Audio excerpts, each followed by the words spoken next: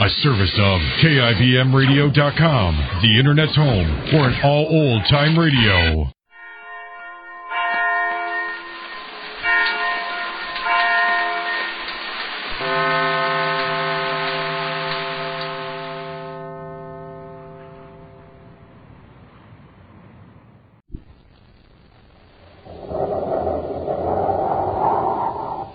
Instant Ralston and regular Ralston, the hot whole wheat cereals in the red and white checkerboard packages, present Space Patrol! High adventure in the wild, vast reaches of space. Visions of daring in the name of interplanetary justice. Travel into the future with Buzz Corey, Commander-in-Chief of the Space Patrol! In today's transcribed Space Patrol adventure, Buzz and Happy are flying over Crater Valley on Planet X when they sight Prince Baccarati's ship on the ground. Quickly landing, they see the prince struggling with a native and rush to the rescue. Is Baccarati all right, sir? He's beating that old man. He's trying to drag him into his ship. Let's get him. All right, Baccarati, break it up. I'll get his ray gun, sir. Let go of me, Corey. Commander, the old man's unconscious. Baccarati knocked him out. Getting pretty brave, aren't you, Baccarati, beating up an old man all by yourself? Not quite by myself. Get them, Malengro. Use your paralyzer ray. No. Hey, you got both of them, Malengro. This is the last time Corey will meddle in the affairs of Planet X. We'll return in just a moment with today's exciting Space Patrol adventure under the sea of Planet X. Hi, I'm a member of the Blue Demons Club here in Los Angeles, and this is Dick Beale. Hiya. Boy, there's lots of excitement around our club. All us Blue Demons are trying to win that big rocket ship clubhouse in the Name the Planet contest. And the $1,500 that comes with it. Yeah, what a prize. A huge rocket clubhouse on wheels and $1,500 cash. We Blue Demons have entered the contest 4 times already, so we're way ahead of some of the other clubs. And we're going to get lots more entries, but there's not much time. Hey, come on, let's get down to the Weatherbird shoe store and pick up some more entry blanks. Wait a minute, I want to tell the guys about the rocket clubhouse. What a giant. 10,000 pounds. 35 feet long. It's bigger than an airplane. Wow, we and all our dads are going to take turns driving the big truck that pulls the rocket clubhouse and take all us Blue Demons on camping and hiking trips. And how about those 750 Schwinn varsity bikes being given away? Schwinn's the swellest bike ever. It's got 3-speed gear shift, so it goes like everything, and 2-wheel handbrakes, so it stops plenty fast. Hey, come on, will you? We got to get down to the Weatherbird shoe store. Yeah, and you get more of those swell space coins. You get 3 space coins absolutely free and an album, too, when you get your Name the Planet contest entry blank from the Weatherbird shoe dealer. And there's another space coin in every package of hot Ralston cereal. Hey, quit talking so much. Let's go to the Weatherbird shoe store. There's not much time left to enter the contest, and we got to make sure the Blue Demons win that rocket clubhouse. Okay, I'm coming. Gang, get your pals together. See your Weatherbird shoe dealer and get lots of swell space coins and contest entry blanks absolutely free. You don't have to buy a thing, but hurry. Time's getting short. Get going on the Name the Planet contest today at your Weatherbird shoe store.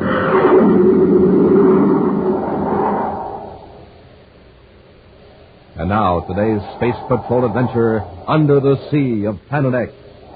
For the past 2 days, Space Patrol ships and some commercial ships have picked up a strange spaceophone signal.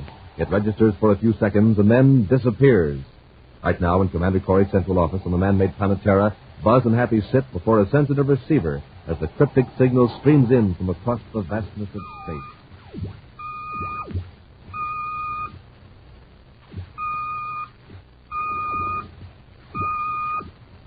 What is it, sir? The code signal. It's been picked up repeatedly from Planet X. Planet X? Notice the pattern. It's a constant repetition of 3 dashes. A homing signal for Baccarati's scout ship. That's what Major Robertson thought at first. But it comes from a point in the great sea of Planet X, far away from any of Baccarati's known installations. On an island, then? Very likely. Somebody's in distress on Planet X. Let's get to our ship, Happy. Meantime, in the tower room of his castle on Planet X, Prince Baccarati reclines casually on his ornate throne, gazing admiringly at a flashing jeweled medallion. His chief counselor, Dr. Malengro, is patiently waiting to be recognized while the haughty prince fondles a cluster of jewels. Beautiful. Exquisite. Well, Malengro, what is it? A report from the detachment of guards, Your Highness. They're on the trail of the escaped slaves. Oh, indeed. Have they been recaptured? Not yet, sire. But the guard captain thinks the natives are attempting to return to their home region in Crater Canyon. Yes, all right. Malengo, what do you think of this medallion? Excellency, this is magnificent. What did you get? A guard took it from one of the slaves, the one that was recaptured just after the escape. Amazing. A native with this? With jewels like this, I can hire more agents, hundreds of them. Of course, it can solve all your Excellency's financial problems. Let's go down to the dungeon and talk to him.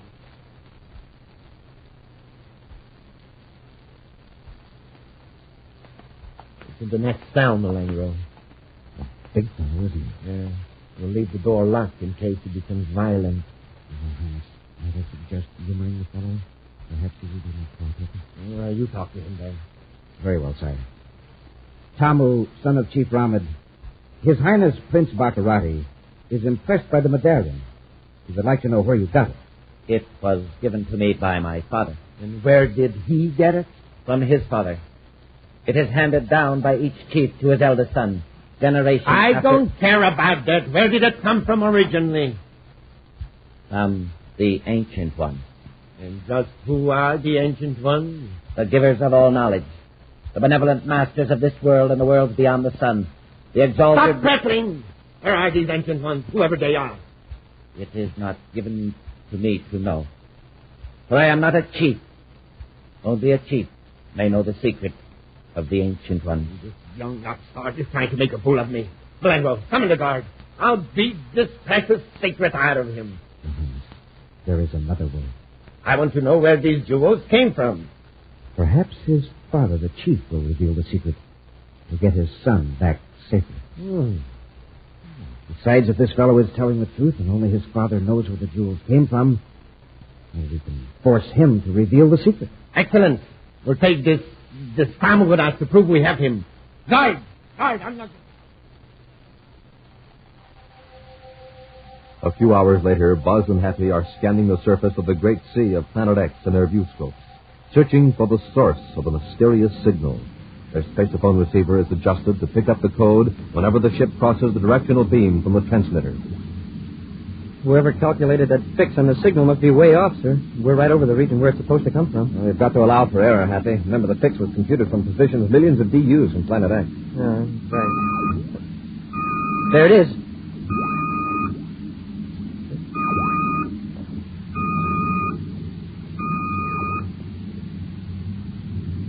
It's going. Cross the beam. We'll circle back again. It sure must be a narrow beam if we crossed it that quick. Did you get any sort of a fix on it at all? I'll check the indicator, sir. Something's mighty strange here, Commander. The signal came from somewhere right below us on the Great Sea, but there's no island and no surface craft. Watch your viewscope carefully, Hap. Yes, sir. There it is. Look, there's nothing down here. And our viewscope is sensitive enough to pick up a very small boat. What do you make of it, sir? It must be submerged. A clever idea. Lessons the chance of Baccarati's scouts ever locating it. Yes, sir, but who's sending the signal? Where are they? Probably they're hiding out close to the coast. We'll circle low and give them a chance to see our Space Patrol insignia.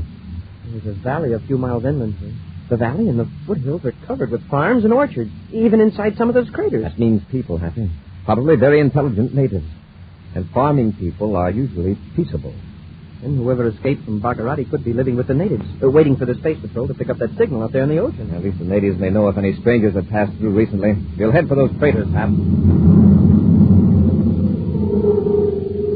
Meantime, Prince Baccarati has landed his atmosphere ship near the edge of a crater in the valley, some distance from a group of cliff dwellings. Fearful of the reaction of the natives, the prince has sent Dr. Malengro alone to the village to get the chief. A few moments later, Malengro returns with an old man whose regal bearing and fine spun cloth robe are evidence of his important position in the tribe. As he approaches Baccarati, the chief extends his arms to his sides, palms outward, in a gesture of friendship. Baccarati merely stands stiffly, a sneer on his face, as the old man speaks. I am Ramit, chief of the people of the Valley of Craters. I bid you welcome. Let's get down to business, Ahmed. Ever see this before? It belongs to my son, Tamu. He was captured by the tyrant. You have seen my son? Yes, he's in my ship. This is joyous news. Tell me your name, that my people may sing in praise of you. Malenko, didn't you tell him who I am? I thought it best to withhold that information, sire. Very well. Ramad, I'm Prince Baccarati. You are the tyrant? That is a harsh word to call a gracious prince who has brought your son back to you. I will gladly apologize when I embrace my son again. That is easily arranged. Where did this medallion come from? Why, from my father, who was chief before me. No more of that. You got more jewels like this. Where are they? Take me to them. That is impossible. Then it is impossible for me to return your son. But, Your Highness, there are no more jewels like that among my people. Don't lie to me, Ramad. If you got one medallion, you got more. Where are they? In the realm of the Ancient One. Where is that? In their city under the sea. What kind of a nonsense is this? You're lying, Ramad. There is no such city. I do not lie. I know there is a city under the sea. For I have been there. Then take me there or you'll never see your son again. It is forbidden for anyone but a new chief of my people to descend into the city of the Ancient One. I don't care a handful of space dust for your ridiculous customs. If you don't take me to the city for those gems, I'll bless this entire valley. You mean you will destroy my people? That's exactly what I mean. If you don't think... Your Highness, look, a spaceship, Commander Corey's ship. This Corey ship. Quick, back to our ship. There's time coming to land. You're right, Malengo. Hurry. Hide before he gets close enough to see exactly what's going on down here. Where can we hide? He'll find us. You hide in that thick clump of bushes over there. I'll stay here in plain sight. While he's capturing me, you can get him with the paralyzer ray. Now hurry. Yes, Your Highness. You are afraid of this man in the spaceship. It is our liberator, just as it was foretold in the chronicles of the Ancient One. You can't harm our liberator. I won't let you, won't I? We'll see about that. Be ready, Malengo, when Corey comes to the rescue.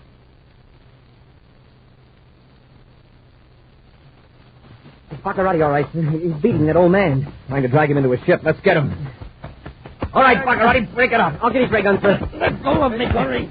Commander, the old man's unconscious. Baccarati knocked him out. Getting pretty brave, aren't you, Baccarati, beating up an old man all by yourself? Get them, Malengo. Yes, Your Highness.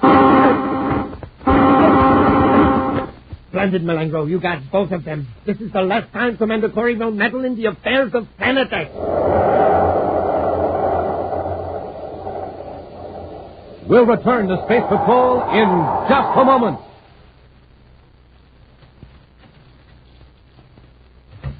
Hi, Mr. Weatherburn, man. Hi, you fellas, back already? Yeah, we want some more of those swell space coins and 3 more contest entry blanks for the guys in our Blue Demons Club. Oh, sure, you bet. Here you are. Your space coins are right there in the albums, along with your contest entry blank. And they're absolutely free. You don't have to buy anything. Thanks a lot, Mr. Weathergood. Now the Blue Demons will have even more chances to win the Rocket Clubhouse and the $1,500. Well, maybe we'll win a Schwinn bike for every guy in Demon. Sure. And don't forget about the 1,000 other prizes. 1,000 pieces of official Space Patrol equipment. And you know, you can get even more of those fine space coins free in packages of hot Ralston cereal. The hot Ralston package with a picture of Commander Corey and Cadet Happy on the front. You betcha, Mr. Weatherbird, man.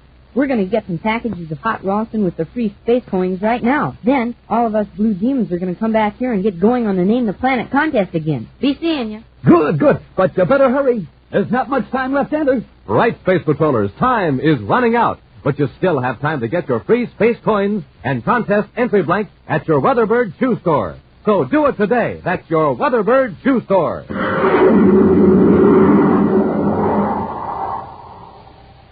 And now, back to our Space Patrol adventure under the sea of Planet X.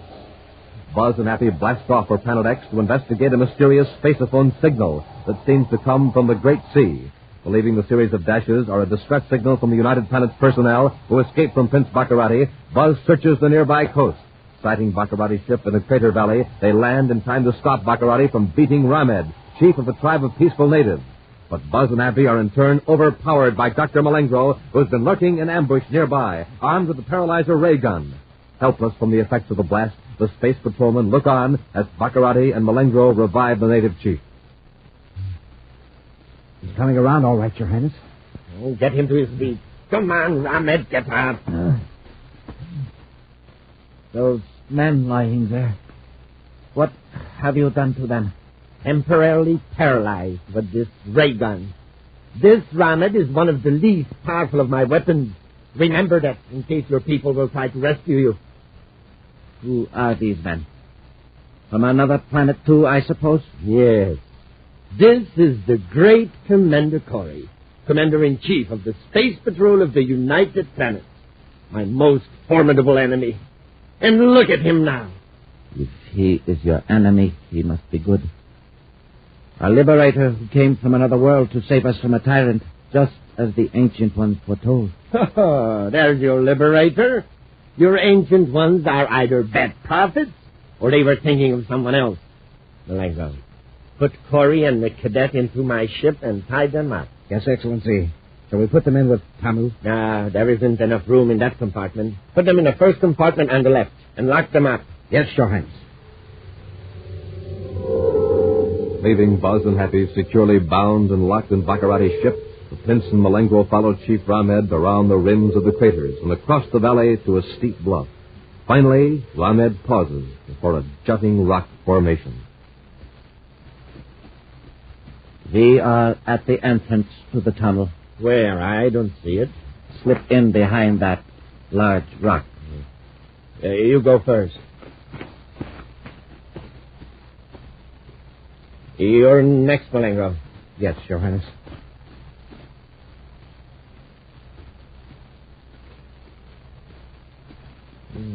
There isn't much light in here, Malengo. Have your Atamo light? Yes, Excellency. Here. Why, this is no tunnel. It's just a cave. It ends a few yards back. What are you trying to do, Ramed? The back wall is a concealed gate. I will open it. There's a hidden lever in this recess.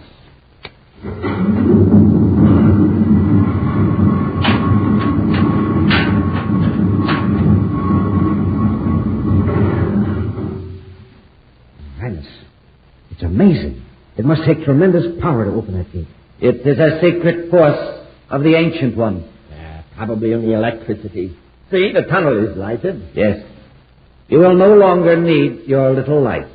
Ramed, just who were these Ancient Ones? A race of wise men and women who lived on this world thousands of years ago. Why did they live under the sea? Their science told them that this world would be struck with a storm of giant stones from the sky. Meteors. That's what caused the craters. Yes. So they built a new city to the east in another deep valley and covered the city with a dome. Then they leveled a huge mountain, and the sea rushed in and covered the city. The deep water protected them from the meteors. Yes. What became of these people, these Ancient Ones? When the great rain of stones was over, and the air was cooled, the Ancient Ones found that the world was not the beautiful one it once was. The air was foul to their sensitive lungs. So they built great ships and fled into space to seek another world. Well, it's fortunate they aren't here now to interfere with my plans. Let's get started down this tunnel. Must be a tremendous distance to the sea. It is a great distance, but you will be there very soon. Stand here if you will. That's it. When I press a lever, the very floor of the tunnel will move and carry you down to the city under the sea. Conveyor belt, a moving platform. Amazing. I suggest that you lay down. The floor moves swiftly. All right, hurry up. Let's get started. Come on, Ramed. Get on, we're ready. I'm not going with you. Ramed, get on the platform, do you hear me? Farewell, evil one. You will go alone to the city under the sea. Stop this platform. Stop it, I say. May the Ancient Ones forgive me for defiling their beautiful city. I will close the gate and return to my people. Elsewhere, in a compartment of Baccarati's ship, Buzz and Happy, recovered from the effects of the paralyzer ray, are struggling vainly to free their tightly bound hands and feet. Boy, Malengo really did a job on us this time. Commander, somebody's at the door. Baccarati must be back. I returned as quickly as I could, Commander Corey. I am Ramed, chief of the people of the Valley of Craters. Good evening, Ramed. We're certainly glad to see you. I'll say we are. If you will permit me, I shall release your bond. Thanks. What happened to Baccarati and Malengo? They're in the city under the sea. The moving platform should have carried them there by now. Smoking rockets, you mean there actually is a city under the sea? Yes. Built hundreds of generations ago by the Ancient Ones. And people live in it? No. Not since the Ancient Ones left this world in spaceships similar to your own. Perhaps you are a descendant of the Ancient Ones, returned to free my people from this tyrant Baccarati. It was foretold by the Ancient Ones. No, I'm afraid not. We've been after Baccarati for a long time. We came here because of a signal we received from space. From the Ancient Ones? No, from what we call a spaceophone. We first picked up the signal 3 days ago. 3 days ago, you said. That was the day my son disappeared. He was captured by Baccarati's men. That was the day I went to the tunnel and pressed another secret lever. Another lever? When the Ancient Ones left this world, they told those left behind of a tyrant who would someday come to enslave them. They told us of a secret lever that would summon a liberator from out of space. Smoking rockets, they set that equipment hundreds of years ago, and it works now? More than hundreds, I think. Thousands. So, Ronald, you sent that signal and Baccarati captured your son. And 20 other of my people. But my son is here in this ship. Why didn't you tell us before? It is not our way to needlessly impose our affairs on strangers. Well, gee, let's get him out of here. If he's okay, I'll bet he wants to help us go after Baccarati. No, my friend. He must not enter the city until it is his time to succeed me as chief. All right, Ronald. We'll probably need you to show us around. After we get your son out of here, we'll go to my ship and get some weapons. Then tackle Baccarati. With ever-increasing speed, the moving platform carries the terrified Baccarati and Malengro down through the tunnel, mile after mile, until they are under the sea. Then the platform slows down and finally comes to a stop. Dazedly, Baccarati and Malengro get to their feet and look in amazement at a city of dazzling beauty, bathed in soft lights of many colors. High above them, a transparent dome holds back the dark blue waters of the great sea. Look at these buildings. They're studded with jewels. There are even jewels in the streets. I'm rich. I'm richer than anyone in the universe. Let's chip off as many of these jewels as we can. Use the butt of your razor. As Baccarati and Malengro wander through the streets of the undersea city, roughly chipping away the largest gems from building walls and streets, Buzz, Happy, and Chief Ahmed descend through the long tunnel. Then, cautiously, as the moving platform stops, they enter the city. Listen. Did they? Yeah. What is it? I don't know. Let's find out.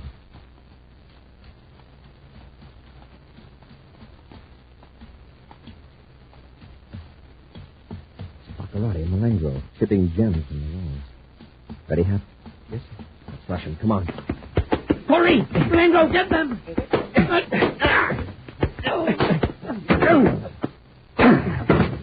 All right, Baccarati. You going to call it quits, or do you want to go back up that tunnel unconscious? You win. Get the weapons, Hap. And those gems. They must not take the jewels from the city. Yes, drop them, both of you. You won't be needing them. Smoking rockets. Baccarati's got an emerald as big as a hen's egg. I will relieve you of that emerald. Ramad. Thanks, Ramad, you old fool. There's your emerald. Commander, Baccarati's got his blast gun. Yes, and I'm going to use it. Don't try. If you break that dome, you'll have the whole ocean in on us. Then stay right where you are. Come on, Malengro. Follow me. Yes, Your Highness. After them, Happy. Can't escape it. They may find some weapon they can use against us.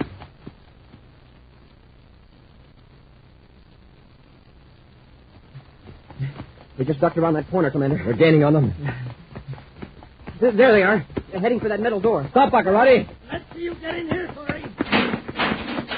Oh, doggone it. If we'd just been a second sooner. They've locked themselves in this chamber. Well, all we've got to do is just wait for them to come out. They can't stay in there forever. I know, huh? Don't like the looks of this. Yeah, but there's no other door. It's just a metal chamber. Yeah, but look, it's a column extending clear up to the dome. I wonder what it's for.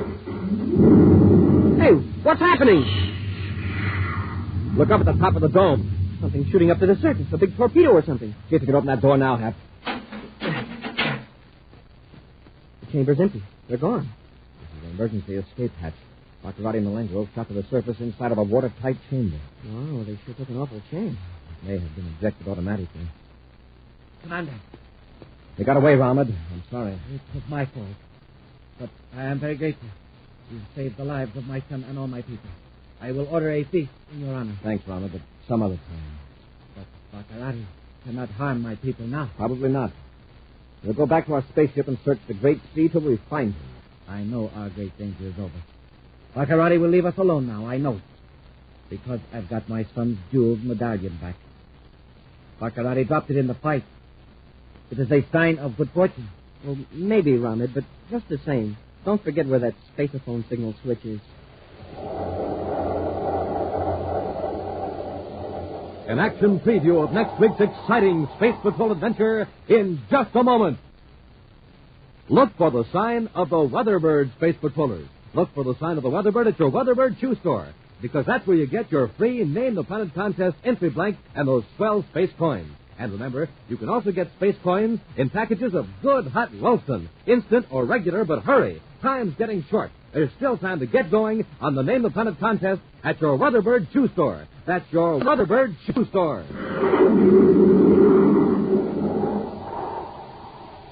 And now, a preview of next week's exciting Space Patrol adventure.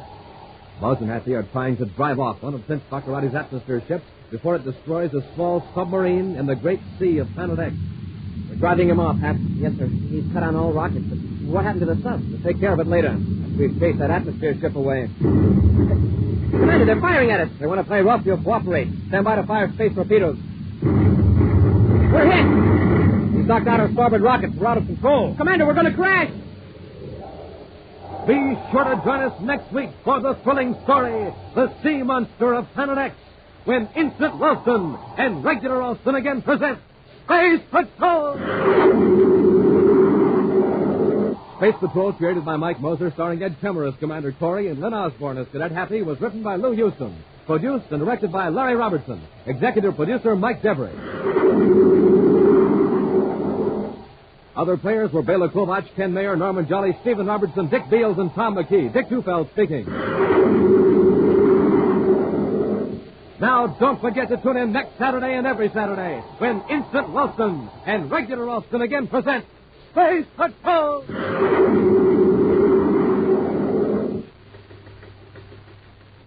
This is Dick Tufeld in Los Angeles, reporting on the famous jet plane assigned to the vital Air Force mission of defending America's homeland, Lockheed's F-94C Starfire.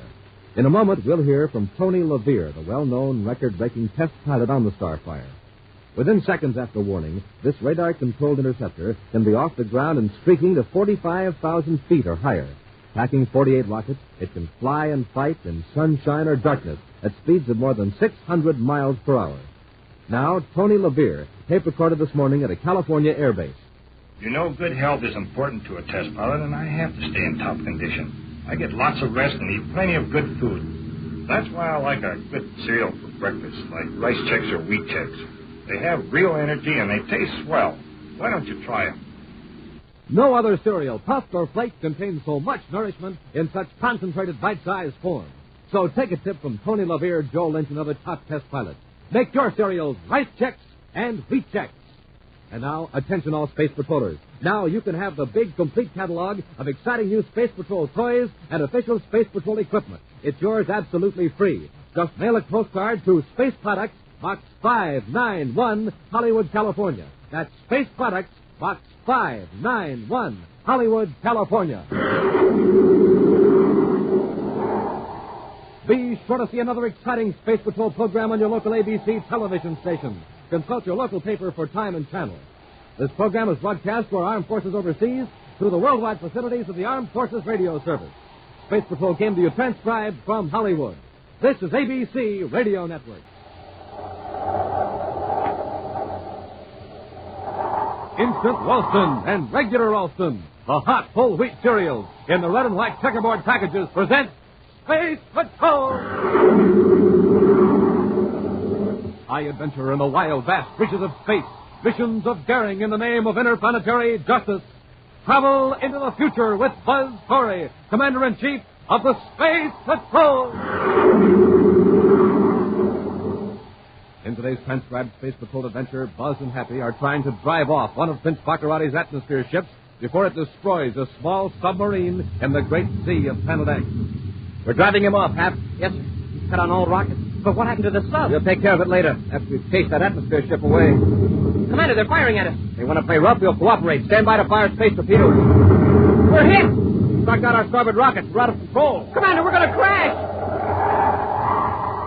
We'll return in just a moment with today's exciting space patrol adventure, the Sea Monster of Planet X.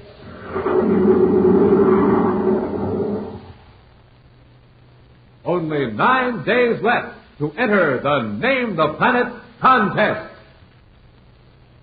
Space Patrollers, this is Commander Corey, reminding you that you have only 9 more days to enter the Name the Planet contest and win the giant rocket clubhouse and $1,500. Only 9 days left to win one of the 750 Schwinn varsity bicycles. But that's time enough to enter and win if you act fast. First, go to your Weatherbird shoe store. Say, let's listen in on a fellow who just arrived at his Weatherbird store. Hi, Mr. Weatherbird Man. I want a coin album and entry blank for the Name the Planet contest. You bet, son. Here you are. And it's absolutely free. You don't have to buy a thing. Inside that free coin album are 3 space coins and a place to write your name for Planet X. Then, just get 3 more space coins from 3 packages of Hot Ralston. You'll find a space coin in every Hot Ralston package. Put those 3 coins into the empty slots you'll see in your coin album. Then, write the best name you can think of for Planet X on the entry blank and mail it to the address shown in the album. Of course, you keep the album with the 6 exciting space coins for your own collection. But don't delay. I want every space patroller to have the opportunity to win my rocket clubhouse and $1,500. And 750 of you are going to win Schwinn varsity bikes. Remember, go to your Weatherbird shoe store today. Get your free coin album and space coins. Then get 3 more space coins from 3 packages of Hot Ralston. The new Hot Ralston packages with a picture of Happy or myself on the front. And you'll be ready to send in your entry in the Name the Planet contest. Hurry, see your Weatherbird shoe dealer and get Hot Ralston today.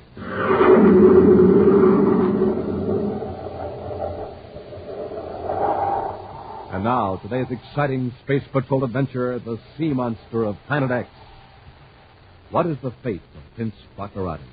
That's the question uppermost in the minds of Commander Corey and Cadet Happy as they maneuver the Terra 5 slowly over the great sea of Planet X. In their last adventure, Buzz and Happy cornered Baccarati and Dr. Malengro in a deserted city under the sea. But the prince and his henchmen slipped into an escape hatch and shot toward the surface in some sort of sealed capsule. Now, as their spaceship circles over the approximate location of the engulfed city, Buzz and Happy watch the viewscopes for a sign of the strange cylinder containing the 2 men.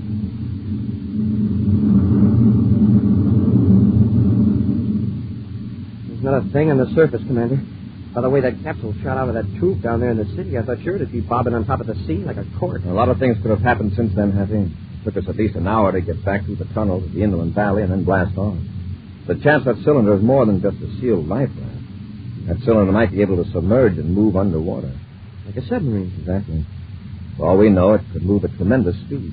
There's no telling where Baccarati is now.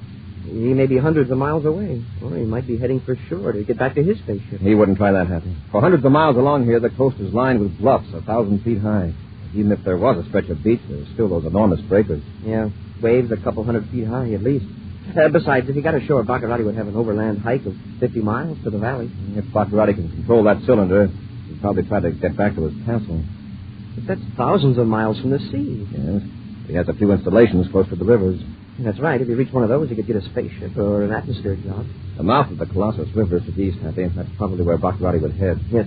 If he's underwater, it'll be difficult to locate, but we can't give up till we find him and know for sure he'll never bother us again. Meantime, far from the steep bluffs that rim the coastline of the Great Sea, a bullet-shaped craft skims the surface of the ocean at tremendous speed.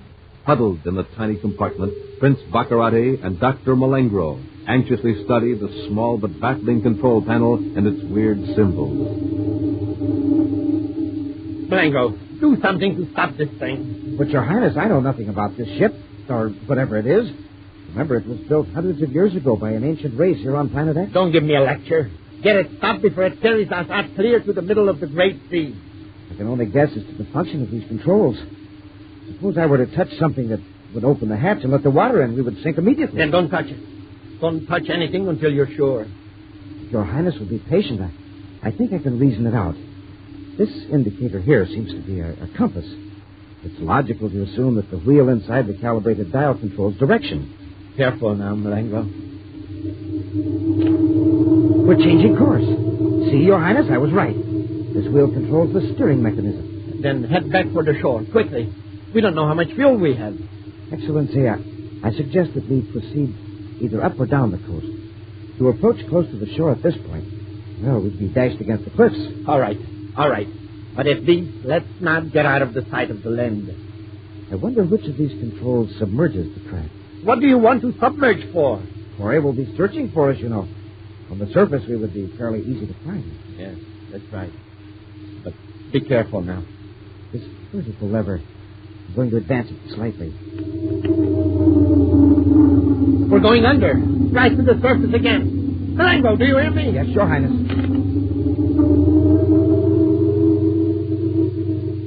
Don't submerge again until you know how to control this thing. Yes, Your Highness. But may I point out that the only way I can learn to control it is by trial and error. Malengo, which way is the Colossus River? We're heading roughly in that direction now, sire. Eastward. Go up the river to my spaceship factory. If we go ashore now, we'll have to cross hundreds of miles on foot. You are right, Excellency. The river is our best choice. Do you think we have enough power to reach the factory? I have no way of knowing, sire. We can only hope for the best. Flying in a zigzag pattern over the surface of the great sea, Buzz and Happy work their way toward the mouth of the Colossus River. Hours go by, and still there is no sign of the bullet-shaped cylinder containing Baccarati and Malingro. I guess they must have sunk, Commander. Perhaps. But let's not underrate the people that built that undersea city, Happy. Oh, we needed some help with our search. Yes, sir, but who's going to help us? Why not Baccarati's own men? What? When he doesn't return to his castle in a reasonable length of time, they're going to come out to Crater Valley, aren't they? I guess so. And they must have known he was headed there. Of course. They'll find his ship. That means they'll make trouble for the natives, thinking they must have done something to the prince. We don't want that. No, sir. I've thought of a way to protect the natives and at the same time start Baccarati's men to searching the sea. How, sir? They'll go back to the valley and pick up Baccarati's ship at a magnetic holding field after cutting on the spacephone's distress signal in the other ship. Mm-hmm. And we'll circle back out to sea and after a time drop Baccarati's ship into the water. Great. That'll bring a flock of his ships to search for him. It should. But how are we going to get Baccarati away from his men after they find him? We've done it before, Hap. We can do it again. Elsewhere, thousands of miles away in Prince Baccarati's castle, two men listen intently to a spaceophone signal. That's the boss, all right, Arkin. He's in trouble. Get a fix on him, Warbin. I'm getting it.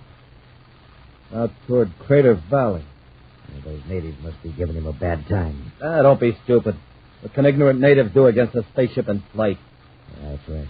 Besides, he's beyond the valley. He's out toward the Great Sea. We better send some ships out after him. He stopped sending. Maybe he's okay now. Look, Arkin, when an automatic emergency code signal cuts out, it means real trouble. He may have crashed. Let's not sit here gabbing. I'll alert the gang at the spaceport. Wait a minute, hold it. This may be a chance to get ourselves in real good with Baccarati. Wait a minute. I send somebody else out to get the glory. We'll be relieved here in a few minutes. We'll get a ship and search for the boss on our own without telling anybody. Yeah, I see what you mean. But if he's really in a jam and we don't tell him... Of course he's in a jam. A bad one. If we find him, we're heroes. Big shot. If we don't, well, nobody will be any the wiser. How about it? I'm with you. We just won't log that distress call. There are no opportunities for advancement.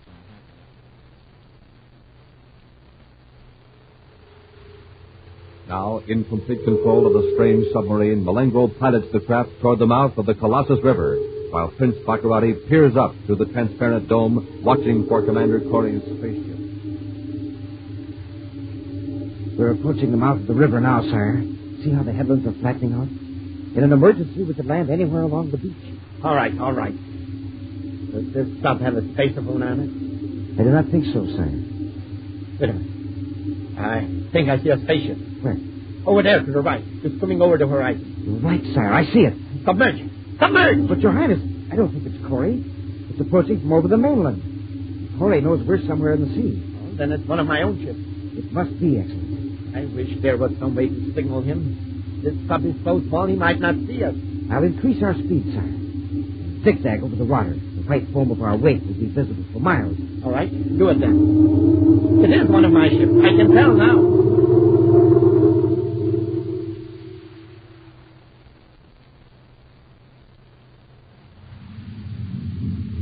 I picked up something in the viewscope, Commander. The moving object on a heading of 147 degrees, now 23 degrees low. Headed right for the spot where we dropped Baccarati's ship in the sea. It's an atmosphere ship, sir. You hold this altitude, Happy? Yes, sir. Bob, there's only one ship. I expected 10 or 20. Yeah, with the big boss in distress, I figured every ship on Planet X would turn out.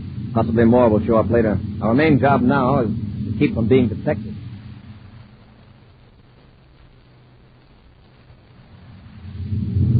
Marcus, turn your scanners up to full sensitivity. We're near the spot where the boss's signal cut out. Looks bad, Walden. It's out over the Great Sea. Yeah. No sign of a wrecked ship. Probably sank. Baccarati still might have made shore. If he was lucky. I'd hate to take my chances with some of the things that are supposed to be in these waters. They said it. You know, I hear there's a giant jellyfish. Wait. Put that down there in the water. A white streak. Well, let me adjust that viewscope. Cut our velocity, will you? Sure. Some sort of surface craft. Shaped like a projectile. Look at it. Oh. What's it zigzagging like that for? Evasive tactics. They want to make themselves a tough target. Where'd it come from? Never saw anything like it before on Planet X. Probably some new space patrol gadget.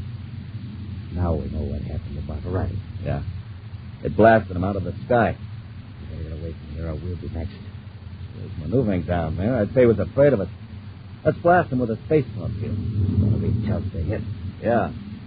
But it'll look good if Baccarati's ashore watching us. All right, hold this heading, Arcot. I'm going to cut loose.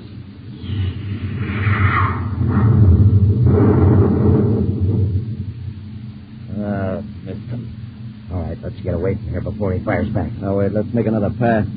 Maybe he used up all his ammunition on the boss's ship.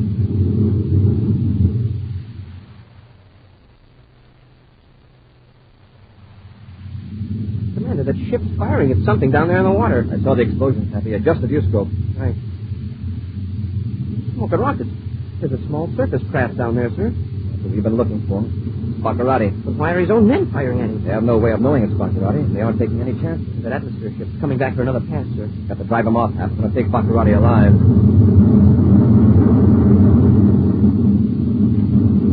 Jesus, he's cut on all rockets. We'll keep after him till we run him off. Yes, sir. We'll chase that atmosphere ship way out to sea. Commander, they're firing at us. They want to play rough. You'll cooperate. Stand by to fire space. Commander, we're hit. Knocked out our starboard rockets. We're out of control. We'll return to Space Patrol in just a moment. Space Patrollers, this is Carol. I want to tell you about the 750 beautiful Schwinn varsity bicycles that 750 lucky Space Patrollers are going to win in the Name the Planet contest. They're big, husky beauties. Schwinn, the best bike made. With 3-speed gear shift, 2-wheel handbrakes, and all the other famous Schwinn features. And you can win a Schwinn. But there's not much time. Go to your Weatherbird shoe store right away. If you don't know where the nearest Weatherbird shoe store is, you can find out in the yellow pages of your telephone book. So don't wait. See your Weatherbird shoe dealer and get going now on the Name the Planet contest.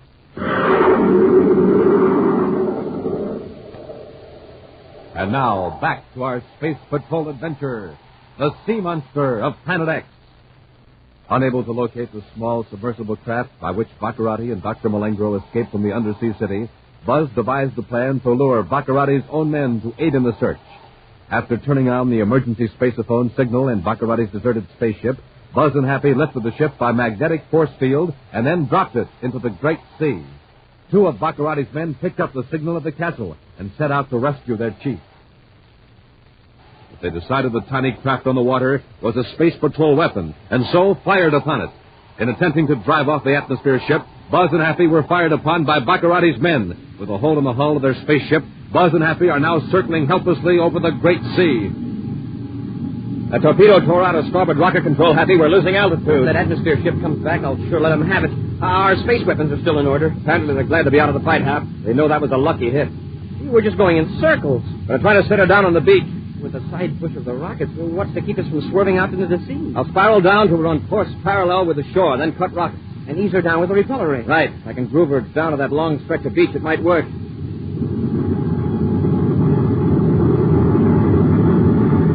This will have to be the last spiral, Hap. One more circle over the land, and we'll hit those cliffs back of the beach. You were right about that atmosphere ship, sir. It's not coming back. Stand by repeller ray. Standing by, sir. When I cut rockets, we should continue on a straight course. Here we go, Hap. Full repeller ray.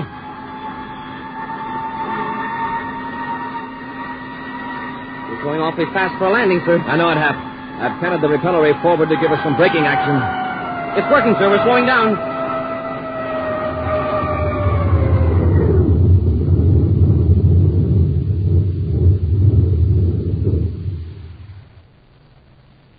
Oh. Nice going, Commander. I'd hate to have to do it again.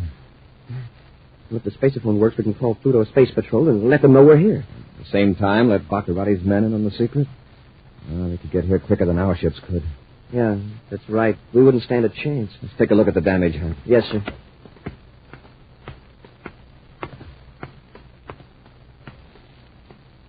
Hey, that's some hole. Yes, but we're lucky. The torpedo hit us a glancing blow and didn't explode on contact. It sounded like it did. It was a couple of thousand yards behind us when it blew up. Well, this is going to be a job. I think we can handle it. Let's get to work. Far out from the beach, a metallic object lurks just beneath the surface of the sea. Then, cautiously, a transparent dome rises a few inches out of the water. Carefully, Prince Baccarati scans the sky and then turns toward the beach. Hold it, Malengo. Keep it just as it is. Yes, Your Highness. Corey has landed on the beach. Is their ship damaged, sire? It doesn't appear to be. Yeah. Wait a minute. There's a hole in the hull. Why the gash? Otherwise, it seems to be all right. There is Corey. He's trying to repair the damage. It's going to take him some time by the looks of it. Well, we'll wait till they're just about finished. Then go ashore and surprise them. Excellent, Your Highness. But suppose Corey's ship is too badly damaged to blast off. There'll be at least one workable spaceophone transmitter aboard. We can call the castle for help. All right, Malengo. Submerge. And make for the inlet on the other side of those rocks. Its motors purring, the sleek craft moves underwater and then turns into the inlet. The dome breaks the surface as the tiny sub moves toward the shore. A gentle grinding sound tells Baccarati and Malengo that their craft is in shallow water. All right, Malengo. Cut off the power. Yes, Your Highness. Now open the hatch. Do you know how to do it? I think so, Excellency. We'll have to wait ashore, Malengo. See that your weapons don't get wet. Yes, sir. I think this is the hatch release. Getting it, sire. There. All right. Boost me up, Malengo. Yes, Your Highness. All right. Now, come on, hurry. Coming, Your Excellency. Arms held above their heads to protect their weapons, Malengo and Baccarati wade ashore, hidden from the spaceship by large rocks. But their movements are not entirely unobserved. 4 pairs of eyes are on them as they emerge onto the beach. 4 pairs of eyes attached to a single barrel-shaped head. The head rises up from the quiet waters of the inlet, several hundred yards offshore. Supported by huge coils, the head rises farther out of the water, and a ripple of excitement passes down a gigantic body. Then the head is lowered until only the eyes are above the surface, and the monster moves silently toward the beach. Meantime, Commander Corey applies an atomo torch to the outer skin of the spaceship's hull.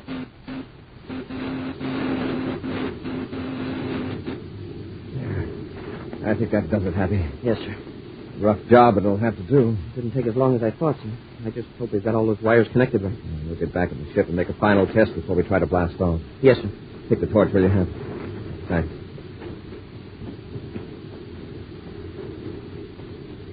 Hold it, Happy.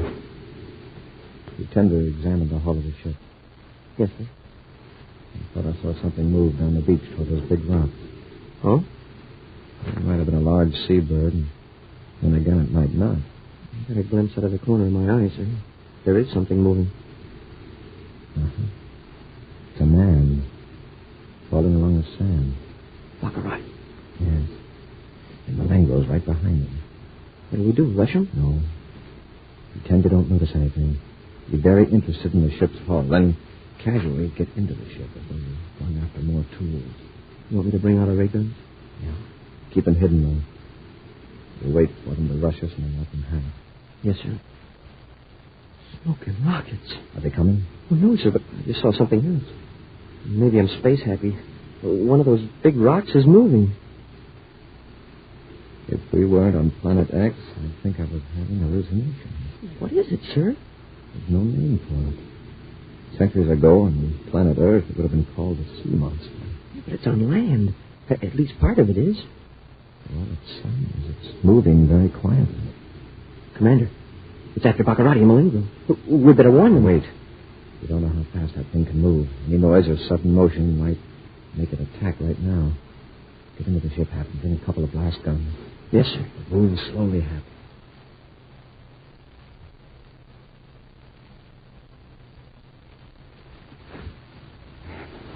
100 feet more and we can rush in.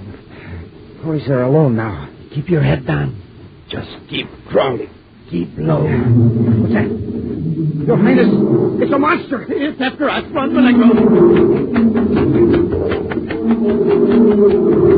Right between the rocks. Run for the rocks. Help! Hurry! Help!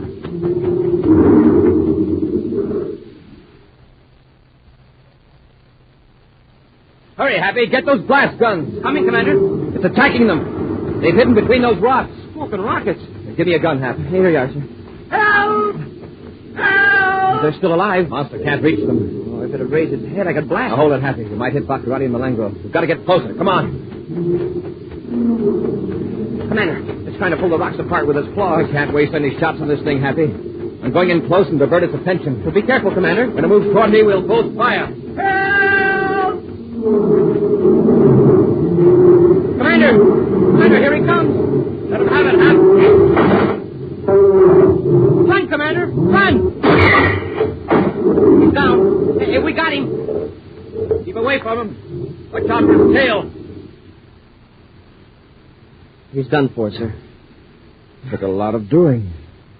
All right, Baccarati, you can come out now. Oh, Commander, what a dreadful creature. It nearly had us. Commander, you saved our lives. Yes, Commander. I'm very grateful. Why, those awful jaws came that close to me. Malengo and I were just going to surrender when that monster charged us. Cut it, Baccarati. We saw you trying to sneak up on us. Now, come on, into the ship. Yes, Commander, of course. Wow, I thought we'd never finish that thing, sir. I emptied my blaster. Better collect our weapons, Hap. No, you don't, Cadet. Stand right where you are, both of you. Commander. I warn you, Cadet, don't move. Your Highness. Don't be frightened, Malengo. Cory and the Cadet are helpless. Then they empty their blast guns into the monster. Sorry, Commander. I had to open my big mouth. Just keep your hands up, both of you. All right, Baccarati. What are you going to do with us? Take us to your castle? Oh, no. I'm going to leave you here. Your Highness, they did save our lives. Shut up, Malengo. I know what I'm doing. After all, they do have an even chance for survival. You ungrateful coward. You mean you'd leave us here on this beach, miles from any settlement? It's all right, Hap. We don't ask favors of space rats. If you get hungry, you can eat. There is plenty right over there where you're sitting. Yes, Baccarati. We could eat sand. In fact, you said a mouthful. I get my eyes. Get Malengo, Happy. Yes, sir.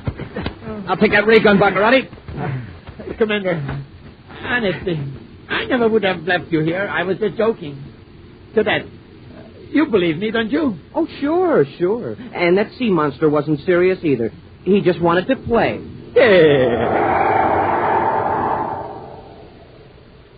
An action preview of next week's exciting Space Patrol adventure in just a moment.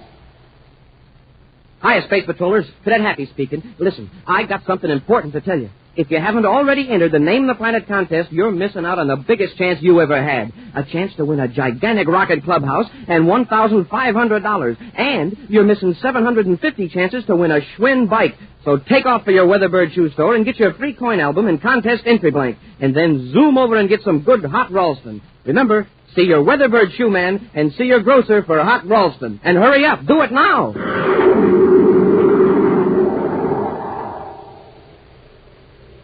And now, a preview of next week's exciting Space Patrol adventure. Cadet Happy is approaching a small fortress in a jungle clearing on Planet X, where Commander Corey is being held captive by Prince Baccarati and Dr. Malengro. Baccarati glances through the gun port. We got company. The fool, the little fool. What are you talking about, Baccarati? Coming across the clearing from the jungle. It's a Space Patrolman. You're a cadet. Happy. Watch Corey, Malengro. I'll take care of the cadet with this blast gun. Baccarati, don't. Look, Corey. See what happens to those who defy the will of Prince Baccarati? Be sure to join us next week for the thrilling story, The Revolt of the Space Rats, when Instant Ralston and Regular Ralston again present Space Patrol! Space Patrol, created by Mike Moser, starring Ed Kemmer as Commander Corey and Lynn Osborne as Cadet Happy, was written by Lou Houston, produced and directed by Larry Robertson, executive producer Mike Devery. Other players were Bela Kolbach, Ken Mayer, Norman Jolly, Dick Fields, Virginia Hewitt, and Tom McKee. Dick Tufeld speaking. Now, don't forget to tune in next Saturday and every Saturday when Instant Ralston and Regular Ralston again present the new exciting Space Patrol!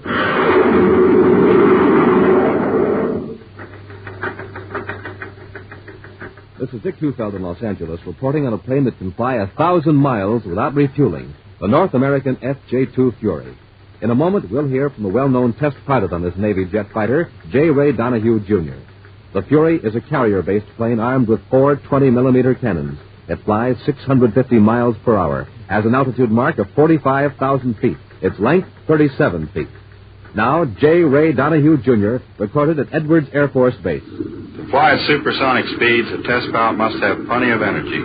That's why I always get a good night's sleep and start the day off with a good breakfast cereal like Rice Chex or Wheat Chex. They have plenty of energy, and they taste mighty fine. And I know that you'll like them, too.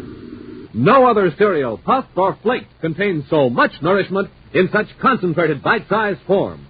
So take a tip from J. Ray Donahue, Jr., Bob Love, and other top test pilots. Make your cereals Rice Chex and Wheat Chex. Be sure to see another exciting Space Patrol program on your local ABC television station. Consult your local paper for time and channel. This program is broadcast to our armed forces overseas through the worldwide facilities of the Armed Forces Radio Service. Space Patrol came to you transcribed from Hollywood. This is ABC Radio Network.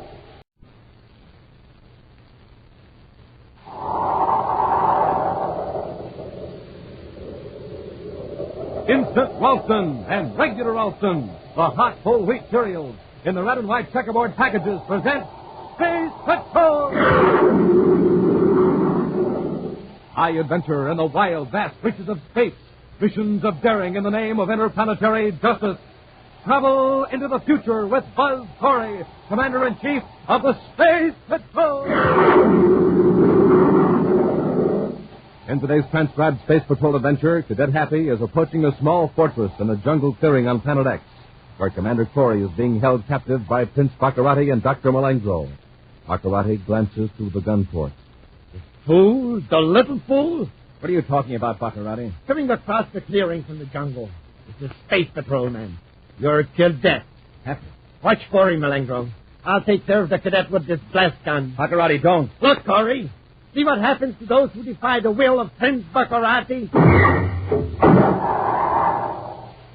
We'll return in just a moment with today's exciting Space Patrol adventure, The Revolt of the Space Rats.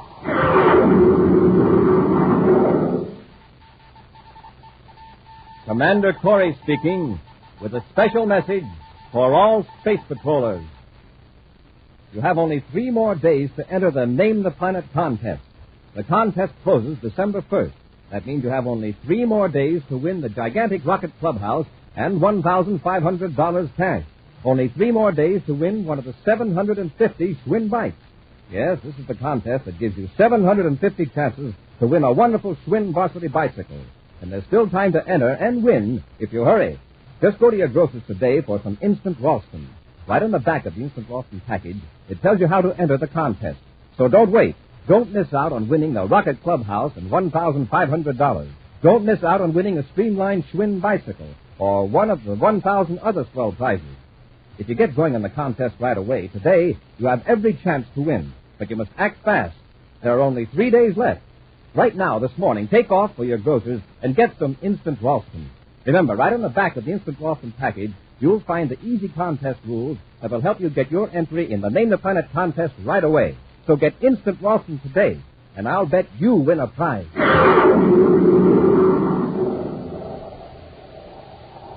And now, today's Space Patrol adventure, the Revolt of the Space Rats.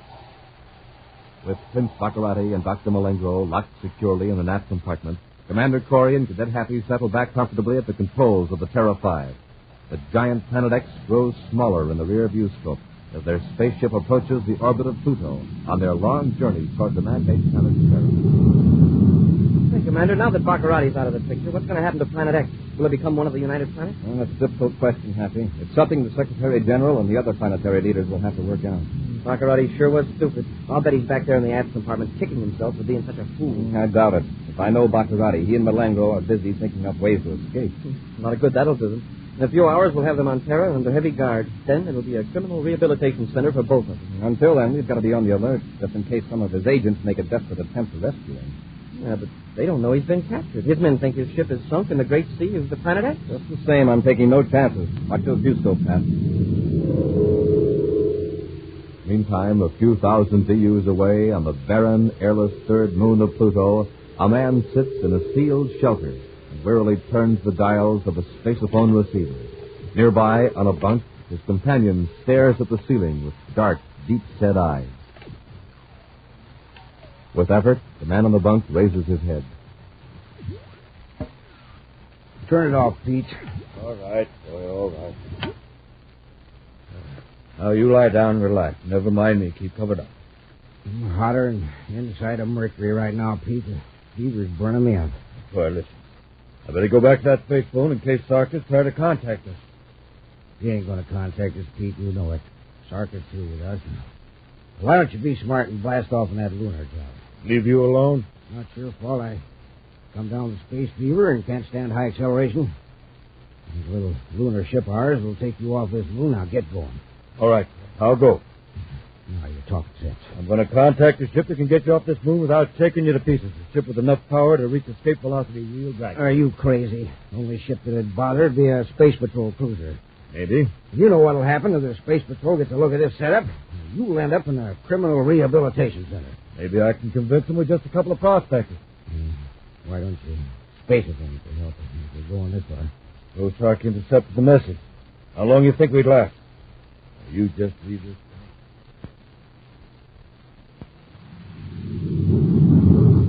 Commander, I picked up something in the starboard viewscope. It seems to be coming from the direction of Pluto's third moon, sir. A very small ship. Well, probably lunar class. Lunar class cruiser PG-791 calling Space Patrol Cruise emergency. He sighted us, sir. Commander Corey aboard Space Patrol battle cruiser Terra 5. Go ahead, Lunar Cruiser. Commander Corey? That's right. What's your trouble? It's not me, Commander. It's my partner. We've got to get him off moon number 3. Is anything wrong with your ship? No.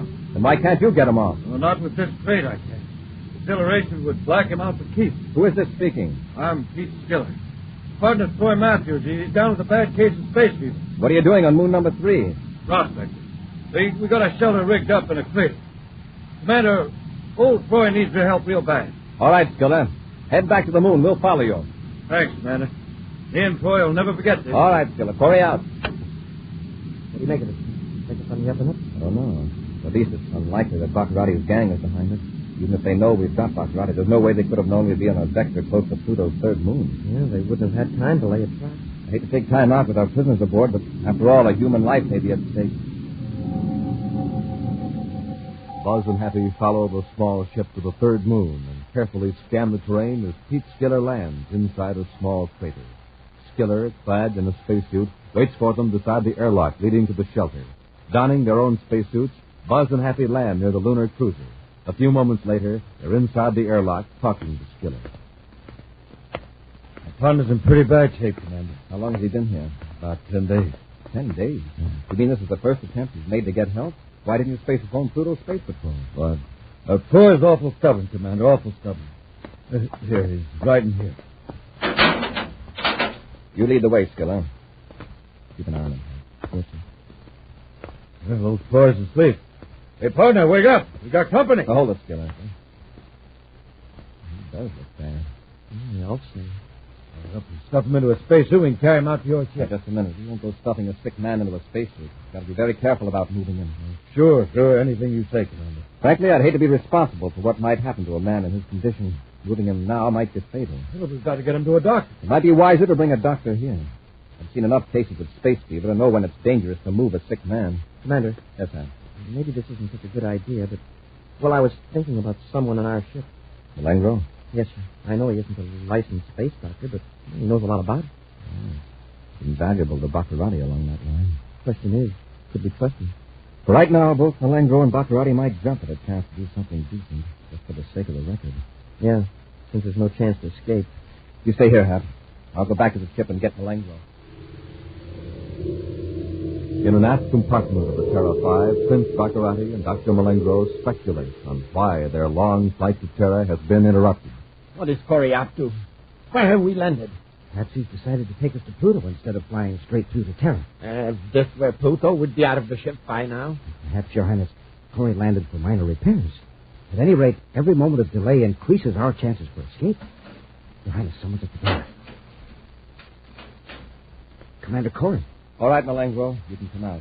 Well, Corey, it's about time you were putting me in a more comfortable quarters. Not you, Baccarati. I just want Malengro. I demand to know where we are. Keep quiet. Malengro, do you know how to treat a case of space fever? Oh, Cadet Happy, sick. Malengro, come out here in the corridor so we can talk. Come on. Don't leave me, Malengo. Corey has no right to... I asked you a question, Malengro. Can you treat space fever? I will match my skill as a space physician with any doctor in the solar system. Now's your chance to do something decent for a change. There's a man here on Pluto's third moon with a bad case of space fever. He's got to be moved in this ship. Excuse me, did you say Pluto's third moon? That's right. The man's a space prospector. So his partner says. If we can get him off here, we may be able to save his life. You could use a good deed on your record, Malengro. How about it? Very well, Commander. If you will give me a medical kit, I will see what I can do. All right, get into a spacesuit. A few moments later, Buzz escorts Dr. Malengro through the airlock into the shelter on the third moon. Do everything you can. Old Troy and I have been pals for 20 years. All right, Skiller. Let's let the doctor alone. Happy. Yes, sir. Go with Malengro. Keep an eye on him. Help him if he needs a hand. All right, Commander. Skiller, you stay here with me. Oh, but my partner, can't I? There's nothing we can do. Besides, I want to ask you some questions. Come on, Malengro, in here. So you're prospect. Yep. Can't say we're rich, but we've had a lot of fun. This is a fancy layout here, Skiller. Lots of expensive equipment. Oh, well, we collect a few odds and ends. It's been a racket long enough. You seem to have collected everything but prospecting equipment. What's that? You don't have any testing instruments or digging tools or ore samples. Just what are you here for, Skiller? Well, Commander, I was afraid you'd get around to that. Since you've been so good about helping old Troy in there, I'll tell you. Troy and me have had a run of tough luck lately, so we tied up with Jano Sarker. Jano Sarker? He's the biggest crook on Pluto. I know it. How do you fit in with him? Well, Troy and me have been the sort of go-between. Sarker's gang robs the spaceship, turns loot over to us. We hide it here on the third moon till he sends somebody after. So that's how he operates. I wouldn't tell you this if Sarker hadn't let old Troy down and him pick the way he is. I'm good and mad. I'm going to tell you something maybe you don't know, Commander. Sarker's big, but he's not the top one. Sarker's taking orders from somebody else. Who, I don't know. In the next room, Dr. Malengro examines the unconscious man. As Happy watches carefully, ray gun drawn. Malengro opens the medical kit and, with the sure movement of a professional, prepares the patient for emergency treatment. Then he selects an electro-injector from the kit and opens the patient's throat. I'm going to need help, Cadet. What do you want me to do? I'm going to administer something to make them immune to acceleration effects. Sometimes there's an involuntary reaction to the electroneedle. Will you hold the patient, please? You mean hold his wrist? Yes. Hold him very tightly. You must remain absolutely motionless for 5 seconds. All right. I've got him. Steady now. This is a very delicate process. Oh, the injector slipped. Got you in the hand. What a pity. You can't even speak, let alone move. Now, I'll just take your ray gun. It will be some time before you're able to use it. Thank you. Now to take care of... Oh, Mr. Commander, that's all I know about Sarka. How about your partner? He might know a little more, Commander, but we've been pretty close, Troy and me. I don't think he knows who Sarka's working for either. Don't move, Commander. Malengo! Hey, what's going on here? Help me get Corey into the ship. You crazy? He's the commander. Do as I say. I'll explain to you about Sarka. You'll dispose of the cadet when he comes to take you and your partner off the moon. Mr. Corey. He's going back to Planet X. We'll return to Space Patrol in just a moment. You have 1,750 chances to win a prize in the Name the Planet contest. That's right, Space Patrollers. If you act fast, if you act within the next 3 days, you may still win one of the 1,750 prizes in this amazing contest. But this is your last chance. You have only 3 more days to win the gigantic Rocket Clubhouse and $1,500. Only 3 more days to win one of the 750 Schwinn varsity bicycles. Only 3 more days to win one of the 1,000 other prizes. 1,000 pieces of real Space Patrol equipment. 250 powerful autosonic rifles, 250 Husky outer space helmets, 250 official Space Patrol emergency kits, and 250 handsome stainless steel Space Patrol wristwatches. But there's no time to waste. Only 3 days left. So go to your grocers today and get a package of Instant Ralston, the new package with the picture of Commander Corey on the front. Now, on the back of the Instant Ralston package, you'll find the easy rules that'll tell you how you can win one of the 1,750 sensational prizes in the Name the Planet contest. So get some Instant Ralston at your grocers right away, today.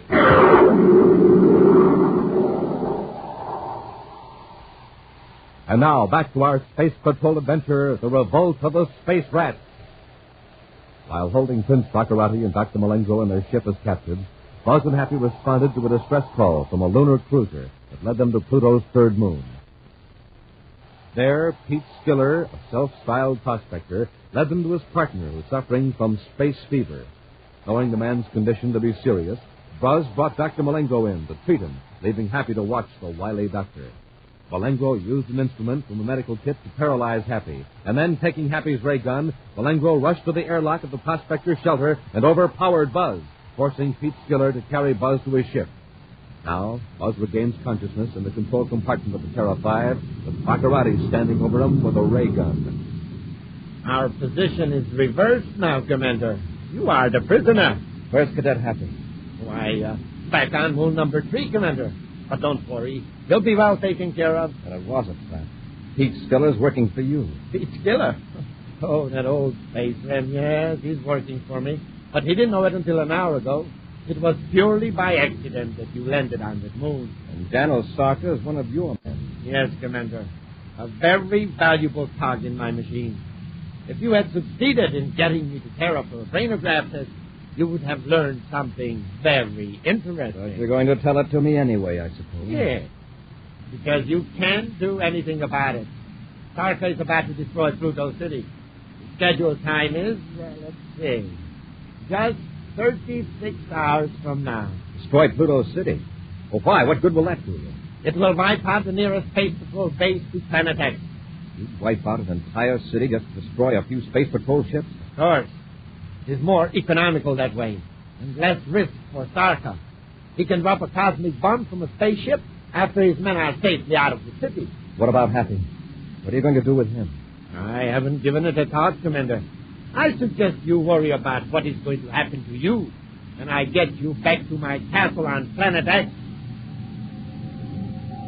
The In the shelter on Pluto's third moon, Happy is recovering from the paralyzing effects of the electroneedle injection as Pete Skiller hovers anxiously over his unconscious partner, Troy Matthews. Troy. Speak to me. Troy, can you hear me? Skiller, listen to me. I'm barely breathing. Cadet, can't you do something? Look, Skiller, I know you want to help your partner. Why not? Well, Sarko here. He'll have his men blast us before help could get here. So you're working for John Osarka, huh? Yes. First, I thought it was just plain space pirates. Now I know it's something bigger. I wish me and Troy had stayed clear of it. Something bigger? What do you mean? There's somebody above Sarka. The doctor was here. He has something to do with it. Malengo. That means Prince Baccarati. Yes, this is Dr. Malengo. He said he'd have Sarka come here for me and Troy. Think he will? Think he will. I'm afraid he will. What do you mean, sir?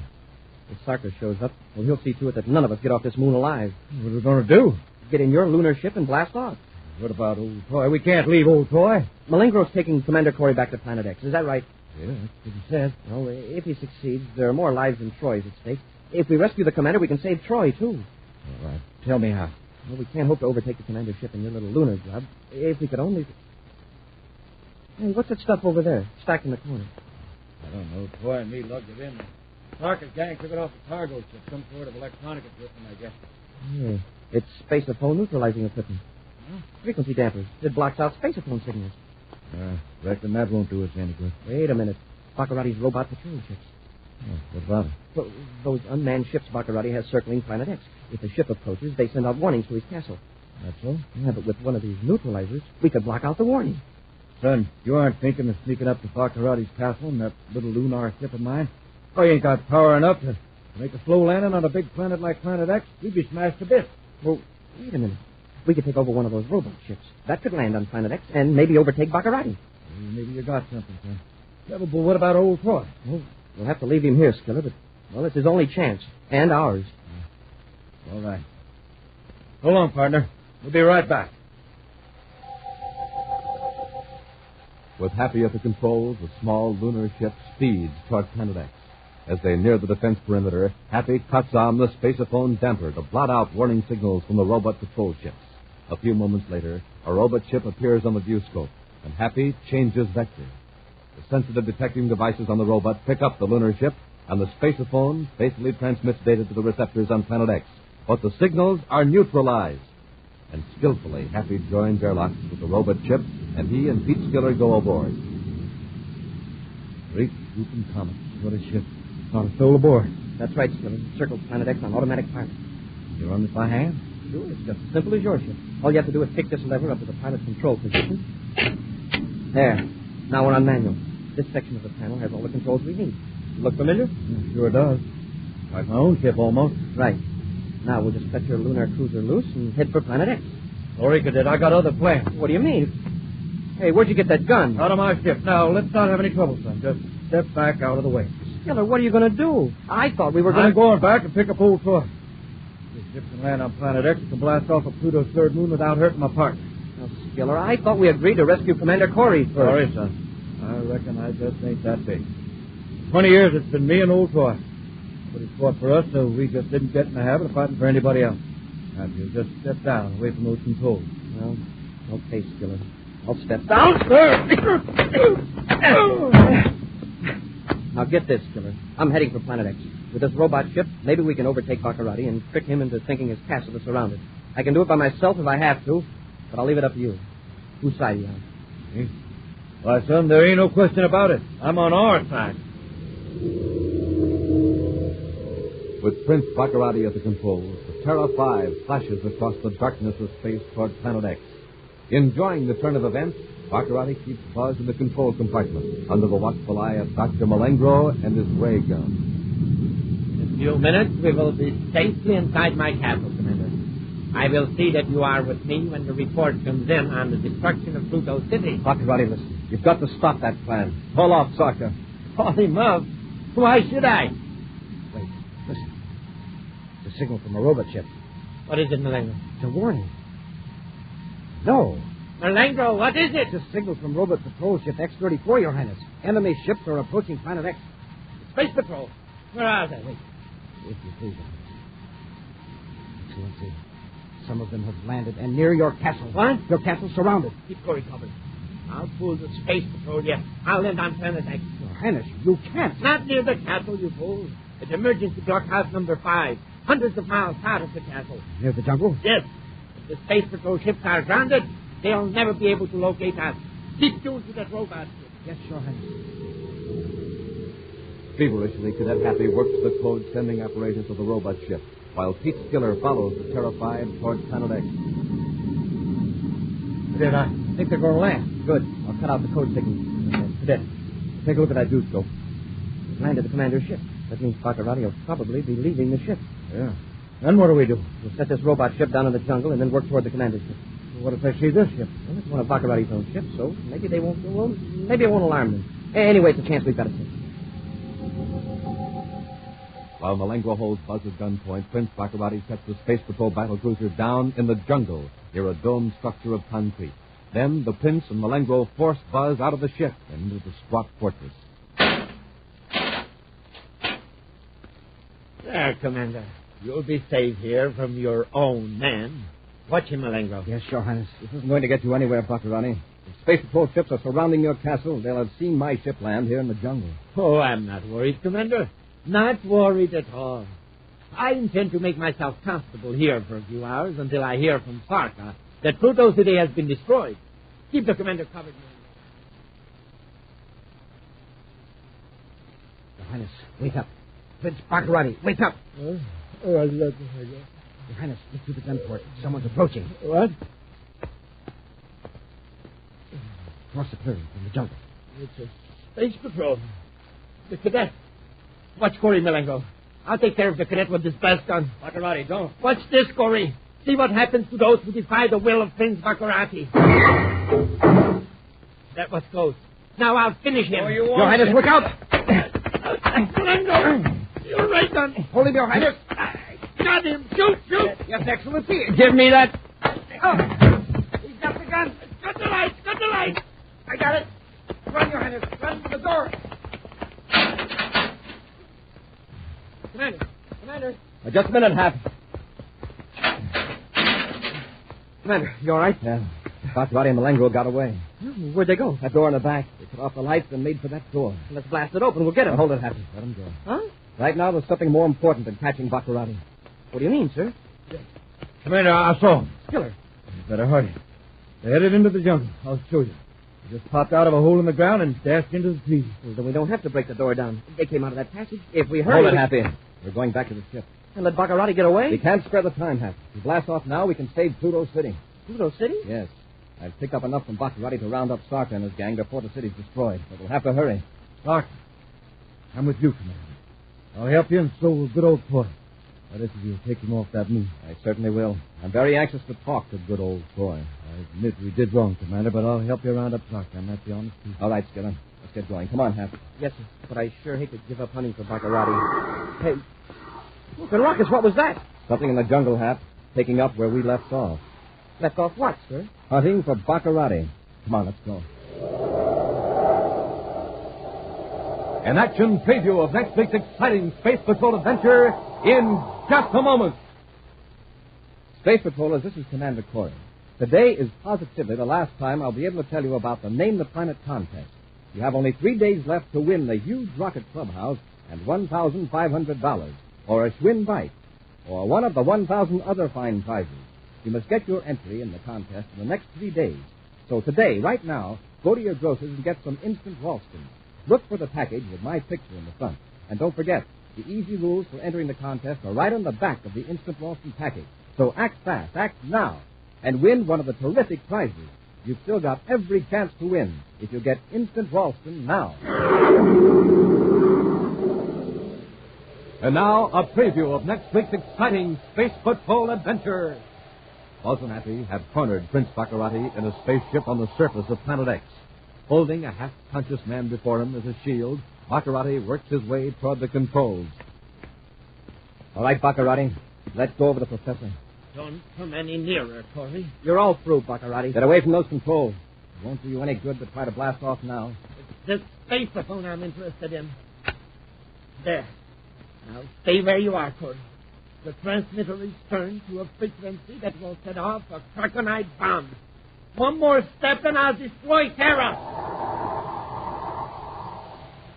Be sure to join us next week for the thrilling story, Baccarati's Secret Weapon, when Instant Ralston and Regular Ralston again present Space Patrol! Space Patrol, created by Mike Moser, starring Ed Kemmer as Commander Corey and Lynn Osborne as Cadet Happy, was written by Lou Houston, produced and directed by Larry Robertson, executive producer Mike Devery. Other players were Bela Kovach, Norman Jolly, and Ken Mayer. Dick Tufeld speaking. Now, don't forget to tune in next Saturday and every Saturday when Instant Ralston and Regular Ralston again present Space Patrol!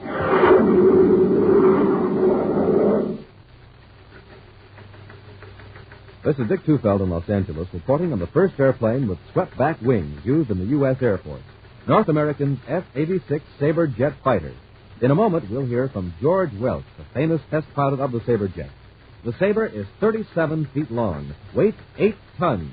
Wings are swept back at a 35-degree angle. Top speed more than 650 miles per hour. Now, George Welch, recorded at Edwards Air Force Base. I was lucky enough to fly the F-86 Sabre jet for the first time. First time up or the 50th, every flight is important. That's why I have to keep in top shape. I like to eat good food with lots of energy in it. Rice Chex and Wheat Chex meet that test, and they taste exactly right. I think you'll like them, too. No other cereal, puff or flake, contains so much nourishment in such concentrated bite-sized form. So take a tip from George Welch, Joe Lynch, and other top test pilots. Make your cereals Rice Chex and Wheat Chex. All you Space Patrollers know that fire can cause a lot of trouble, so be careful with matches. Be careful when you're around the stove. Protect your home from fire. Be sure to see another exciting Space Patrol program on your local ABC television station. Consult your local paper for time and channel. This program is broadcast to our armed forces overseas through the worldwide facilities of the Armed Forces Radio Service. Space Patrol came to you transcribed from Hollywood. This is ABC Radio Network.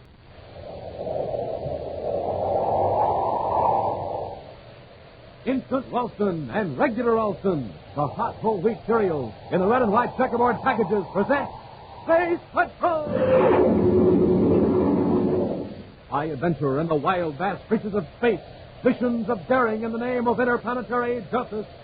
Travel into the future with Buzz Corey, Commander-in-Chief of the Space Patrol. In today's transcribed Space Patrol adventure, Buzz and Happy have cornered Prince Baccarati in a spaceship on the surface of Planet X. Holding a half-conscious man before him as a shield, Baccarati works his way toward the controls. All right, Baccarati. Let go of the professor. Don't come any nearer, Corey. You're all through, Baccarati. Get away from those controls. It won't do any good to try to blast off now. It's this spaceophone I'm interested in. There. Now stay where you are, Corey. The transmitter is tuned to a frequency that will set off a cartonite bomb. I warn you, Corey. One more step and I'll destroy Terra.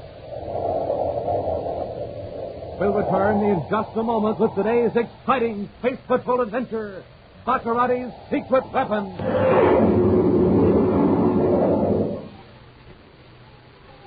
Say, listen to all that excitement inside the Space Patrol clubhouse. Let's see what's going on. Hey, Cadet Happy, you got another space coin with a picture of the moon on it? I'll trade you 3 Saturns for a moon. Sure, here you are. Smoking rockets now. I only need one more space coin with a picture of Terra, and I'll have a complete collection. Hi, Billy. What you doing? Hiya, Captain Petro. We're trading space coins. Hey, that looks like fun. You betcha. Space coins are really swell. I've got 24 different ones already. Look how big they are. Big as a $50. And look at these keen pictures of Saturn and the moon and Terra on them. Space coins come in all kinds of colors and different values, too, all the way up to 100 credits. Yeah, and they're really neat for playing Space Patrol. Best of all, you get a space coin absolutely free inside every new package of Instant Ralston. Right you are, Hap. And Space Patrollers, why don't you get in on the fun? Start collecting these sensational space coins. You'll have lots of fun flipping them, trading them with your pals, and making up games with them. And remember, you get a space coin absolutely free inside every new package of Instant Ralston. The package with the picture of Commander Corey or Cadet Happy on the front. So why wait? Zoom over to your grocer's right now for a package of instant Ralston and your free space coin.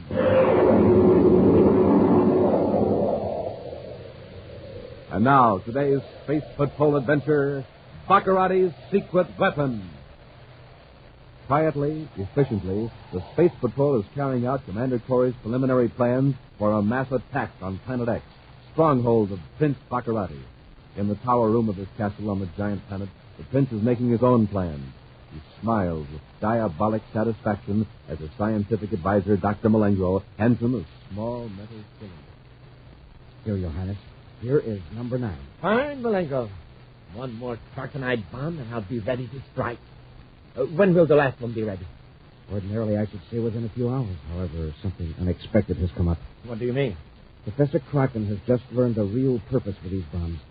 He has become reluctant to finish the project. I will not tolerate insubordination from Dr. Kraken or anyone else. Force him to finish the job. That is easier said than done, Your Excellency.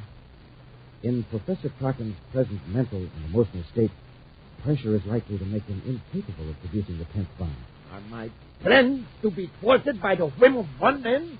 Not at all, sir. I think you need to remind him of one fact. What's that? He has a daughter in Venus City. Well? Don't you see? One of the Krakenite bombs is destined for Venus City. I see your point. Bring the professor to me. I took the liberty of having him brought up to the tower, Your Highness.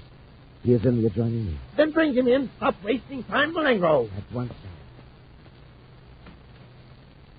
Come in, Professor. His Highness has honored you with an audience. I heard your insolent remark, Professor. But I'll overlook it for the present. I am told that you have refused to complete the work I assigned you to. Why? I thought it lied to me. I'm sure that my discovery would be used for the good of this planet and its natives. Malengo here told me that Fontanite would be used to clear away mountains, so water could be brought to the desert regions. Perhaps it shall someday when it suits my purpose. Then it's true that you're going to use it to destroy the United Planets. That's right.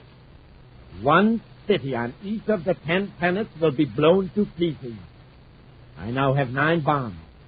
I want number 10 immediately. I refuse to have anything more to do with this monstrous plan. You're being very foolish, Professor. I can still easily destroy 9 cities. One of those cities could be the one where your daughter is, Venus City. I hit the 10th bomb.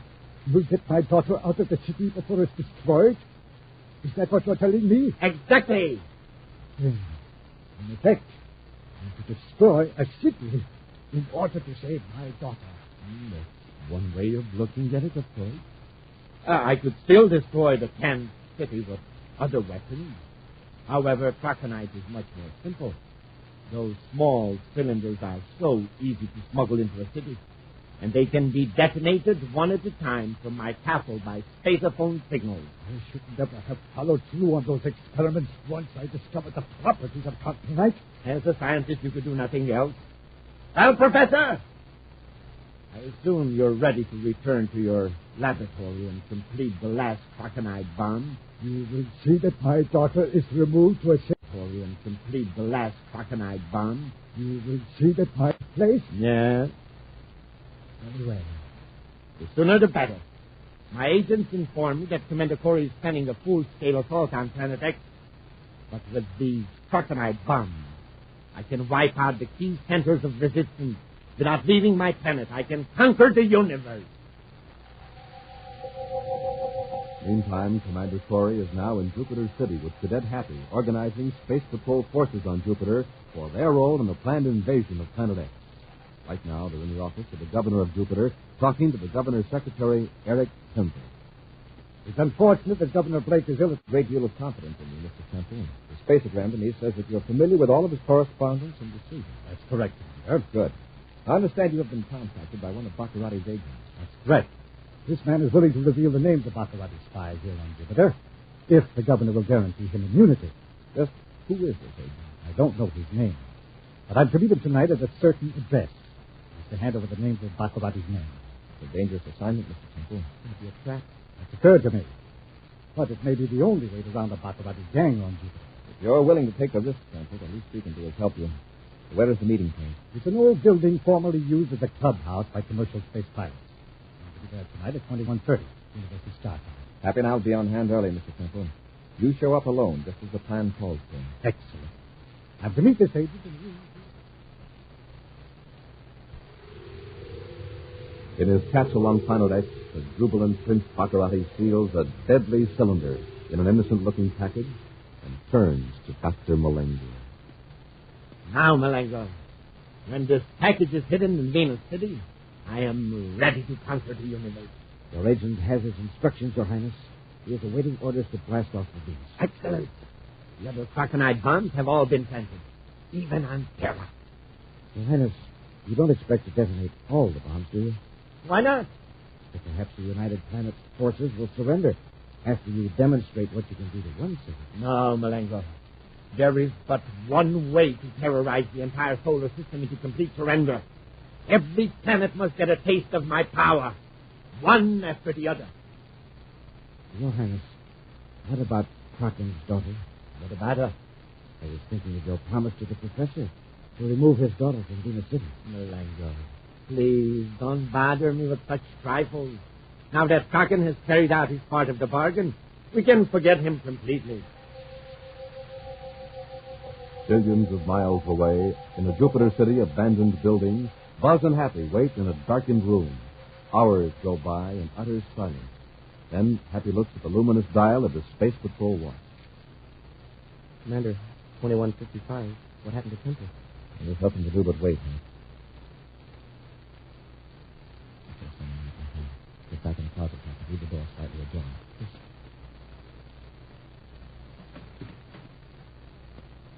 Is there anyone here?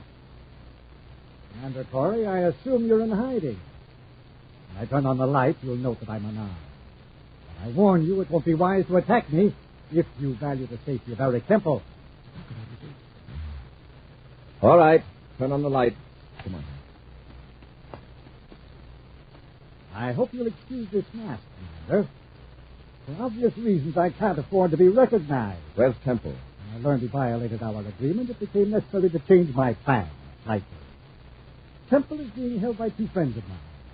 If I don't return by 22:30, that's about a half hour from now, Mr. Temple will meet with an unfortunate accident. Why did you bother to show up? Why am I risking capture by you, gentlemen? Simply because I expect more lenient treatment from the Space Patrol than from my former boss, Prince Baccarati. You want to make a bargain, is that it? Yes.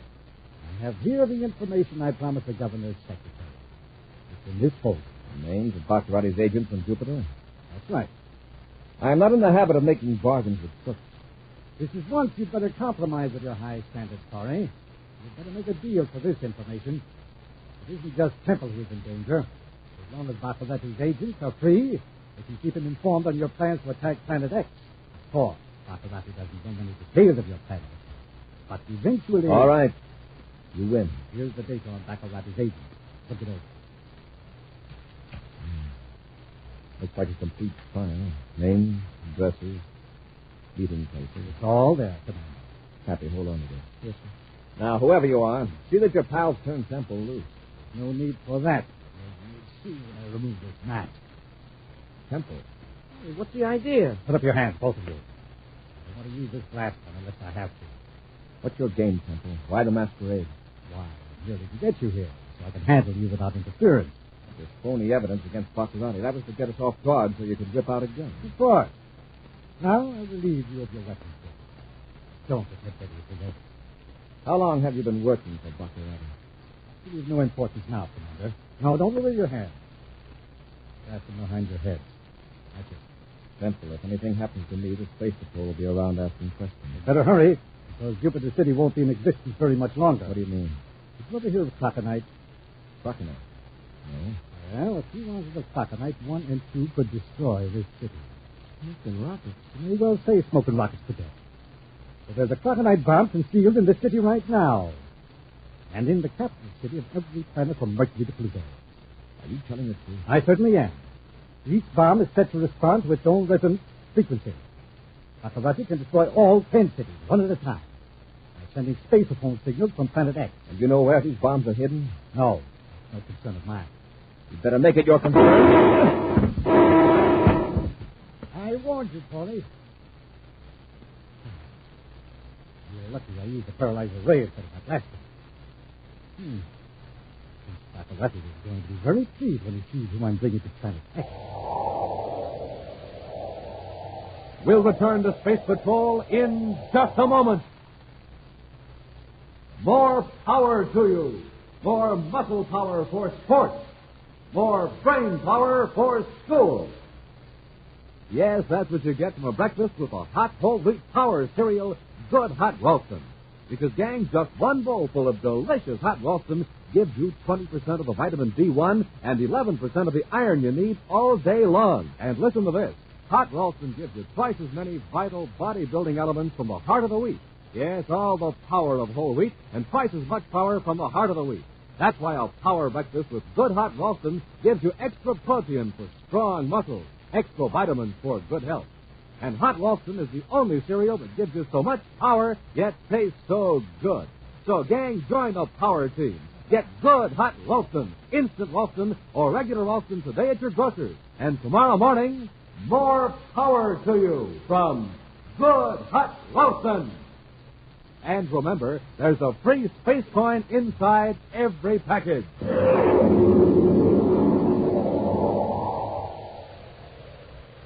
And now, back to our Space Patrol adventure, Baccarati's Secret Weapon. Commander Corey and Cadet Happy have been led into a trap by Eric Temple, secretary to the governor of Jupiter. Actually a secret agent for Prince Baccarati, Temple now has Buzz and Happy locked in a compartment of a small spaceship and is taking them to Planet X. Far out in space, the two space patrolmen are carefully examining their confined quarters, looking for a means of escape. There's not a thing in here we can use to break out, Commander. Now, let's keep looking. Stand a better chance against Temple alone than after we reach Baccarati's castle. The thing to do now is... Wait, he's at the door. Hurry. Raise your hands and step into the corridor. All right, Temple. Now keep your distance, or I'll lock at the dead end. Head for the control compartment. And don't try to be clever.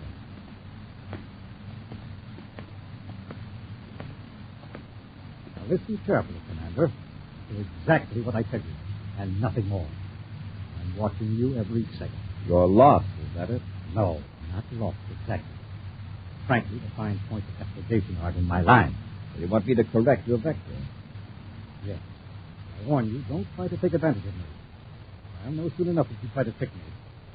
And for your information, Prince Baccarati knows I'm bringing you in. I suppose you told him you captured Happy and me in hand-to-hand combat. No. I told him the truth. I hope you didn't strain yourself. No sarcasm, Commander. Let's get to work and correct the course. What's that? Meteor alarm. We're on a collision course with a meteor. Let me at those controls. Get away from that panel, Corey. You crazy? You can't handle this ship. I know what you're trying to do. You're trying Let go of me. Stay out of the way.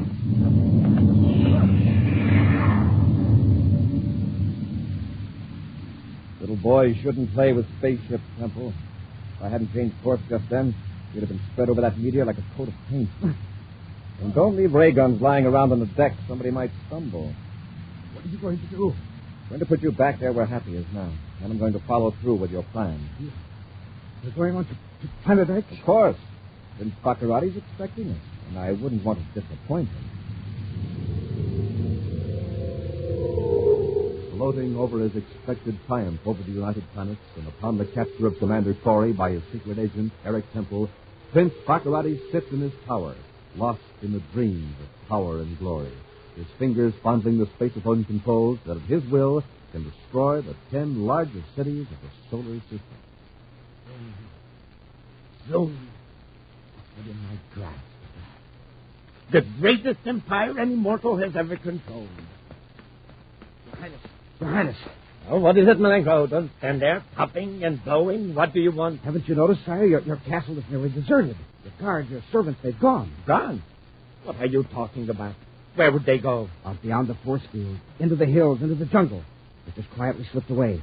I caught one of them in the act. He broke away and ran, shouting that Commander Corey was coming. What? Oh, the fools. Let them go. They heard about the idiotic Space Patrol invasion on Planet X. Then, when they heard Corey was due, they thought he was coming as a conqueror. So let them go. But, Your Highness, Professor Kraken is gone, too. He escaped. Kraken? Yes, sir. He got to an atmosphere ship. Well, he can't get off the planet. True, Your Highness, but with the spaceophone, he might be able to warn the Space Patrol about the Krakenite bomb. You're right. The cities could be evacuated. Then, Your Highness, we had better search for Professor Kraken immediately. That's right. Oh, come on, Malengo. Don't just stand there. Let's get to my spaceship. Buzz and Happy, with Eric Temple securely locked in an aft compartment, are entering the atmosphere of Planet X. Happy has just returned to the control section after a brief visit with Baccarati's secret agent. He told me the frequency, Commander. 415.6 megacycles will get us through the force field on the captain. Good. Space Patrol, emergency! Any unit, come in! Space Patrol responding to emergency call. Identify yourself. This is Professor Kraken. I've just escaped from Prince Baccarati's castle in an atmosphere ship. And these fellows, there's a spaceship approaching rapidly. Give me your position. That's not important. Every planet in the solar system is in danger. Baccarati can blast the 10 largest cities to pieces at any moment. They must be evacuated at once. Please, believe me. I made the bombs that are now concealed in those cities. I believe you, Professor. Give me your position. I think I've picked him up, Commander. There's an atmosphere ship in the reef boat. They're coincides with the spaceophone ship. Hey, and here comes a spaceship. And by the looks of it, it's Baccarati. Professor, use evasive action. We'll be right with you. No use. He's violating your thing. Warn United Planets. Baccarati is... Cut on. I think he's been hit. Stand by to fire space torpedo taps. We're going after Baccarati.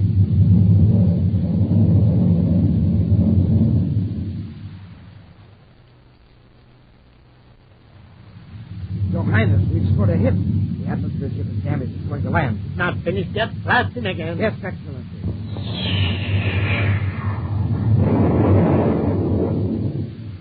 Oh, you're off range, Malengo. Fire again. Your Highness, look. There's a spaceship 12 degrees high, and it's coming toward us. It's a small Class B cruiser. That must be Temple, bringing Corey in. The fool! He's firing at us. What's wrong with that idiot? Perhaps Corey. I'll go on, say it. Perhaps Corey is no longer a captive. That bungling Temple. He shouldn't have tried to bring Corey here. Sire, we're not far from the castle. If we can make it through the force field... There isn't time. Corey could blast us before we made it. But what can we do? Kraken's landing. Set our ship down near him.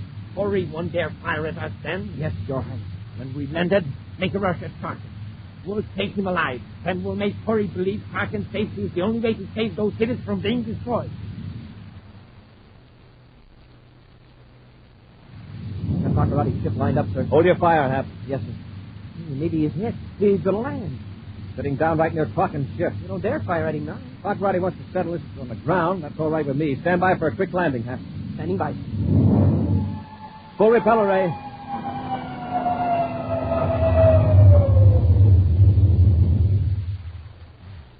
They're getting out of their ship. It's Baccarati, all right. And Malengo. Open the hatches, Hap. Yes, sir. Down the ladder. Hey, they're dragging somebody out of that atmosphere ship. Must be the Professor. Hold it, Baccarati. Hold him off, Malengo. I'll take Kraken to my ship.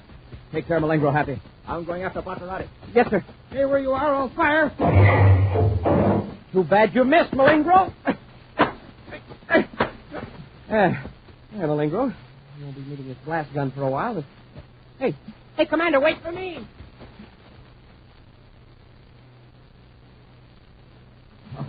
All right, Kraken. Get into the ship. Up the ladder, quickly. And hurry up. Hold it, Baccarati. Come down out of that ship. Come and get me, Corey. Commander, quick, he's closing the hatch. No, he isn't. All right, Baccarati. Let go of the Professor. Don't come any nearer, Corey. You're all through. Get away from those controls. Won't do any good to try to blast off now. It's just the spaceophone I'm interested in. There.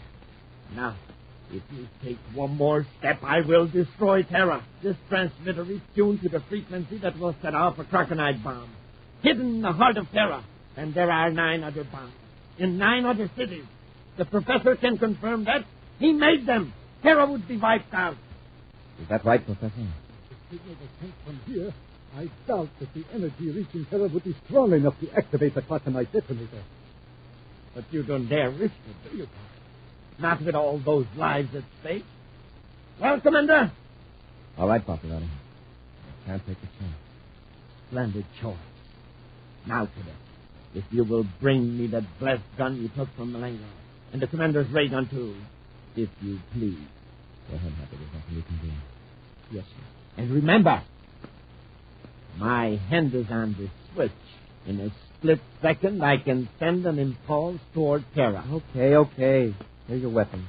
Thank you. Now, step back to me. And now that I'm in full command, let us test this Krakenite bomb. Perhaps the spaceship transmitter is powerful enough after all. Baccarati, you promised. I promise nothing. Now, don't move, any of you. Here goes Terra.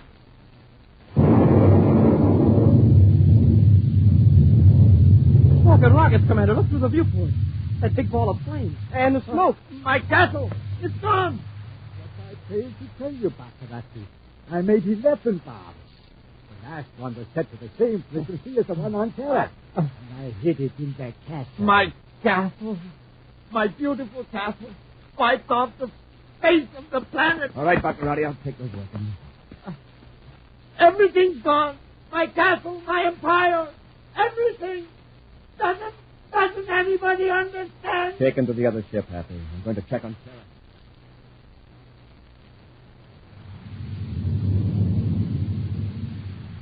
Everything's okay back aft, Commander. All 3 prisoners are securely locked up. And the professor? Sound asleep. Commander, look. They're in the viewscope. Now I can believe that spaceophone report. It's Terra, safe and unharmed. Beautiful, isn't it, Hap? It sure is, sir. But you know, Commander, now that it's all over, I almost feel sorry for Baccarati. Oh, not really, but you just look at him lying there. No more fighting. And Commander, he just looks empty. You can't hate him because there's nothing left to hate. Baccarati is another example of an evil man who destroyed himself.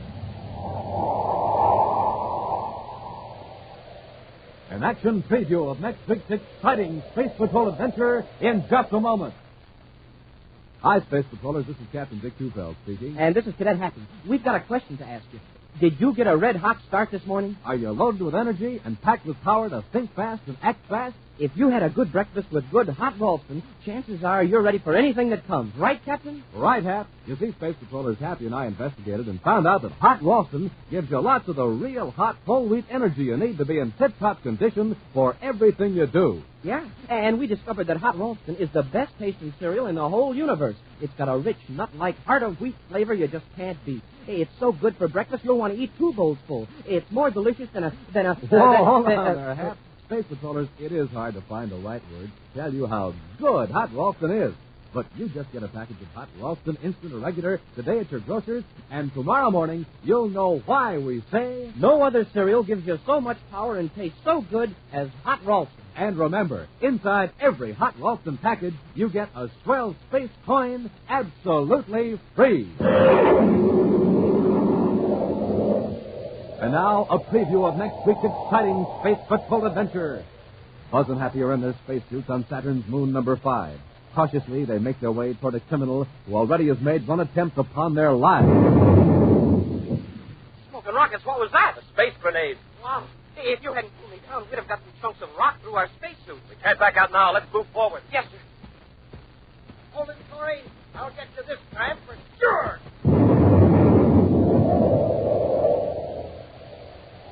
Be sure to join us again next week for the thrilling story, The Lost Condor, when Wheat Check, Rice Check, and Good Hot Ralston again present Space Patrol! Space Patrol, created by Mike Moser, starring Ed Kemmer as Commander Corey and Lynn Osborne as Cadet Happy, was written by Lou Houston, produced and directed by Larry Robertson, executive producer Mike Devery. Other players were Bela Kovach, Norman Jolly, Jerome Sheldon, and Stephen Robertson. Dick Tufeld speaking. Now, don't forget to tune in next Saturday and every Saturday when Instant Ralston and Regular Ralston again present Space Patrol!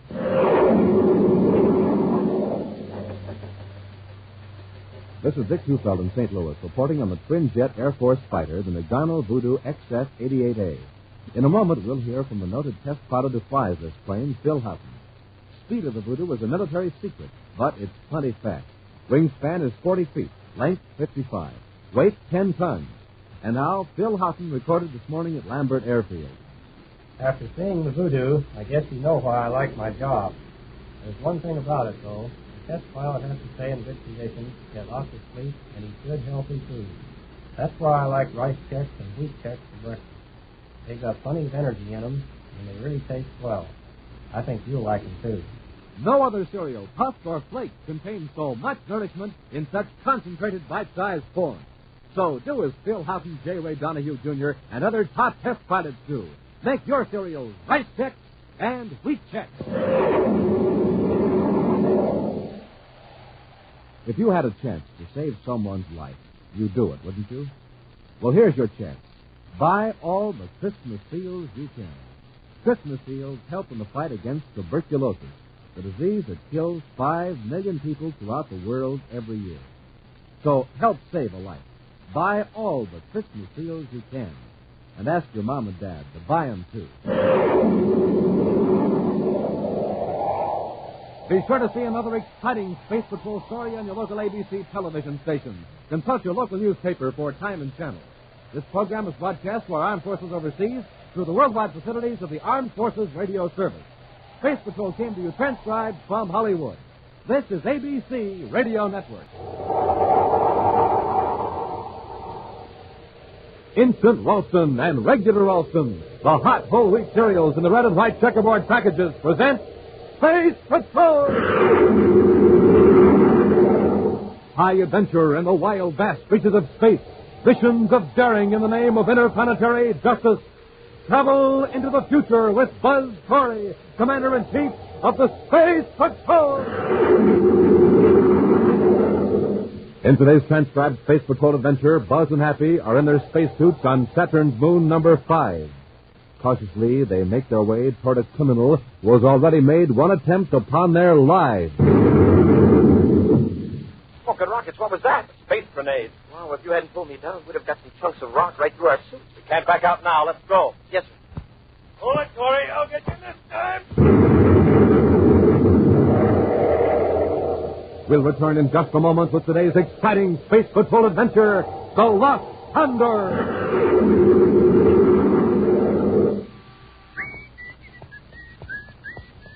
Hey there, Space Patroller. Hold up a minute. What's all the rush? Oh, hi, Captain Tufeld. I'm in a hurry to get to the grocer's. I bet you I know why. You're after more of those swell interplanetary space coins I hear jingling right there in your own pocket. Yes, sir. Are they ever neat? Fun to swat and save. Got almost a whole set, and I want lots more. So long, Captain Tufeld. Gotta blast off fast. Space Patrollers, how about you? Have you started building up your own space coin collection? You get a space coin inside of every new package of hot Ralston. And say, have you started powering up with a good hot breakfast these cold mornings? A good hot breakfast. That means a bowlful or two of good hot Ralston, instant or regular. The hot whole wheat energy cereals that give you important vitamins and minerals in every spoonful. And taste out of this world, too.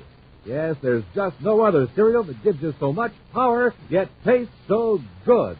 So, Space Patrollers, you blast off fast for your grocer. Get yourself some good hot Ralston, instant or regular. And look for the new packages with a picture of Commander Corey or Cadet Happy on the outside and with the neat interplanetary space coin on the inside. Start building up your own space coin collection right away and start powering up with good hot Ralston today.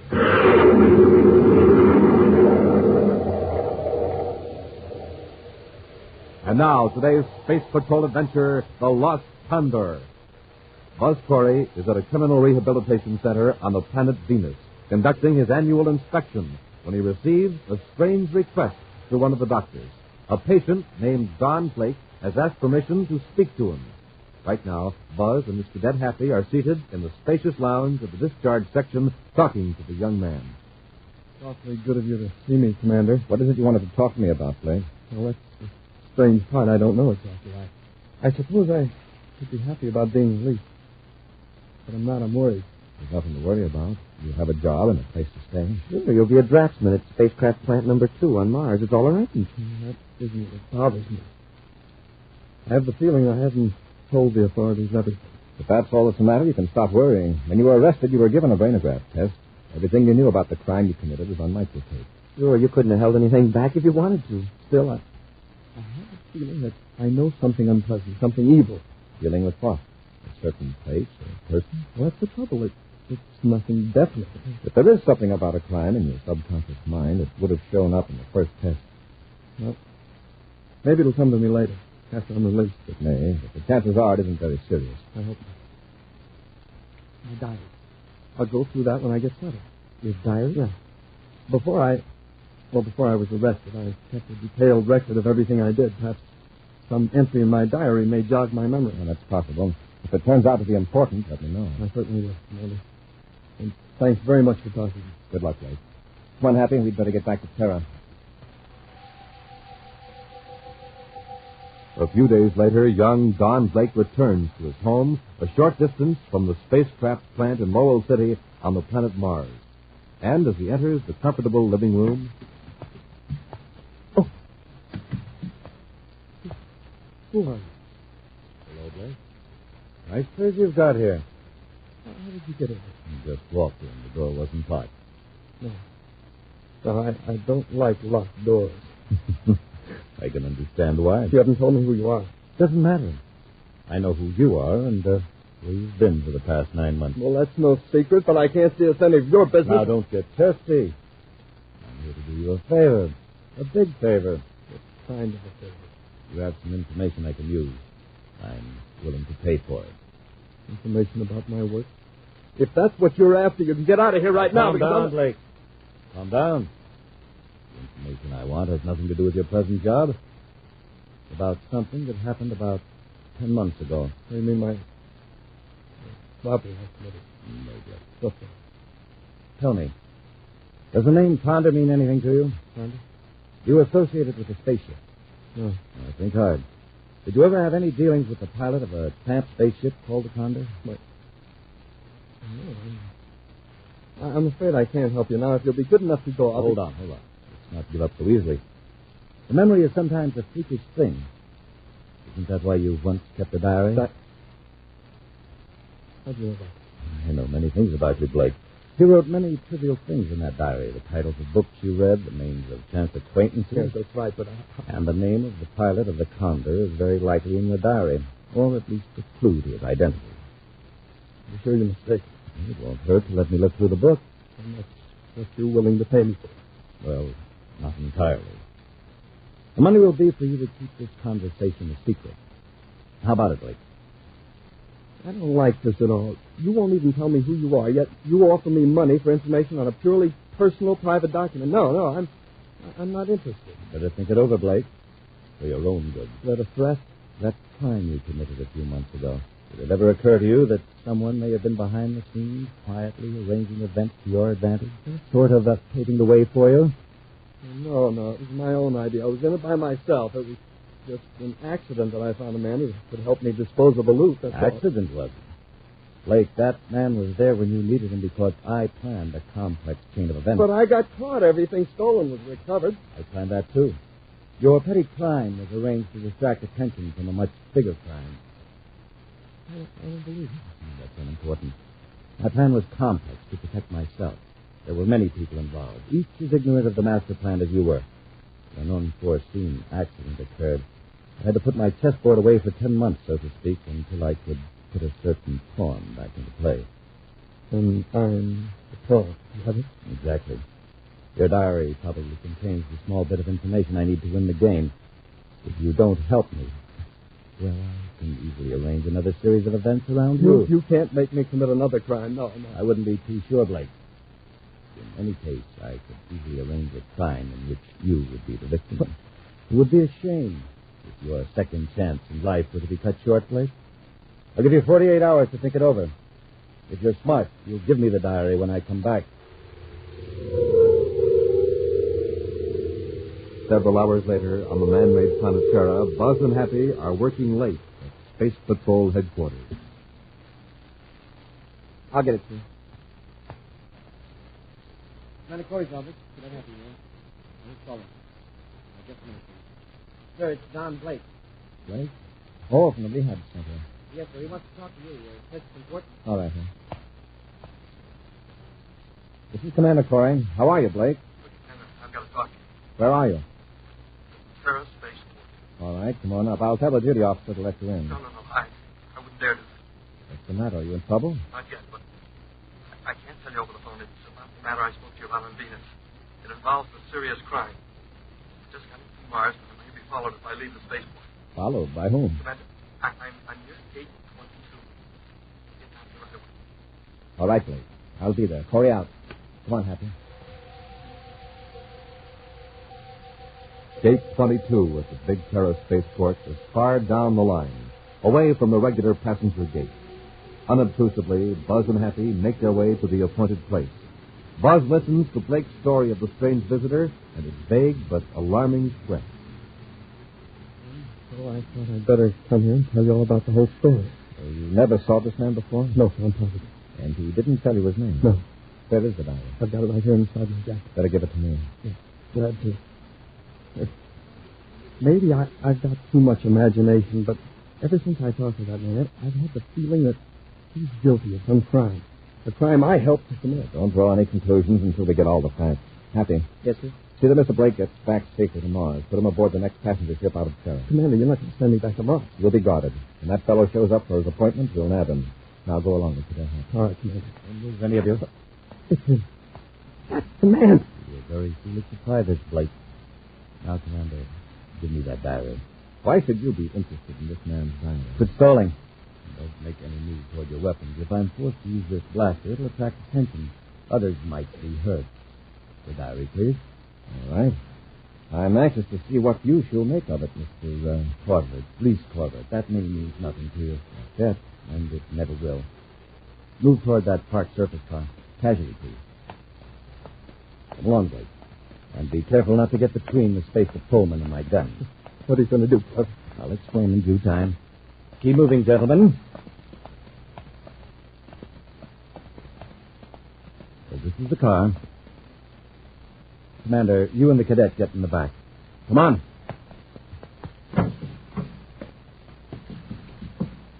You'll drive, Blake. I'll keep our friends covered. Go on, Blake. Do as I tell you.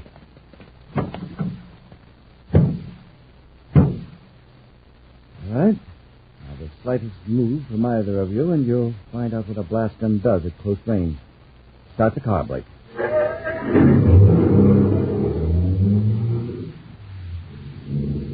Drive through the gate, slowly, just as though we were driving out to the ship.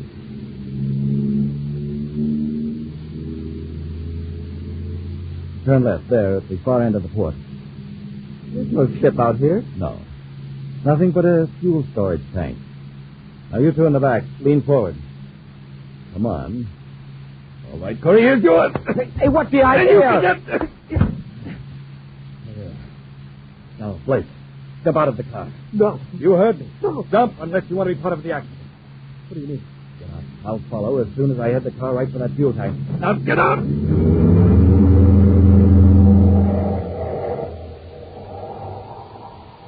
We'll return to Space Patrol in just a moment. Listen to that football player kick that ball. And listen to that crowd cheer.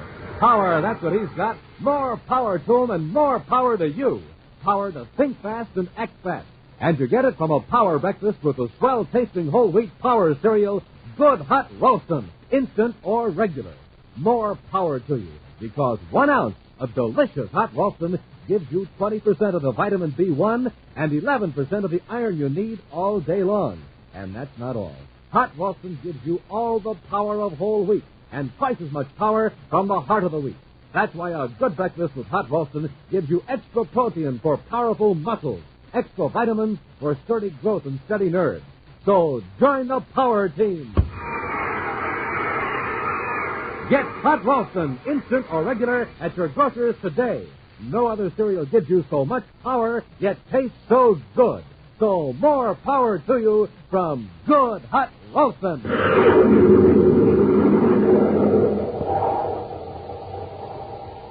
And now back to our Space Patrol adventure, the Lost Condor. For a reason he is not fully divulged, the man calling himself Reese Corbett is after a diary belonging to Don Blake, a young man recently released from a criminal rehabilitation center. While Buzz and Happy were talking to Blake in a dimly lit portion of the spaceport, Reese Corbett appeared and, drawing a blast gun, took the diary and then forced the three men into a surface car. After knocking out Buzz and Happy with the butt of his gun, Corbett ordered Blake to jump from the moving car. Then Corbett leaped out, leaving Buzz and Happy in the car, which is now roaring across the spaceport toward a fuel storage tank. Dazed from a vicious blow, Cadet Happy raises his head. Oh, my head. Look at rocket. Who's driving? Hey, Commander, we're headed right for a fuel tank. Grab the wheel, Happy.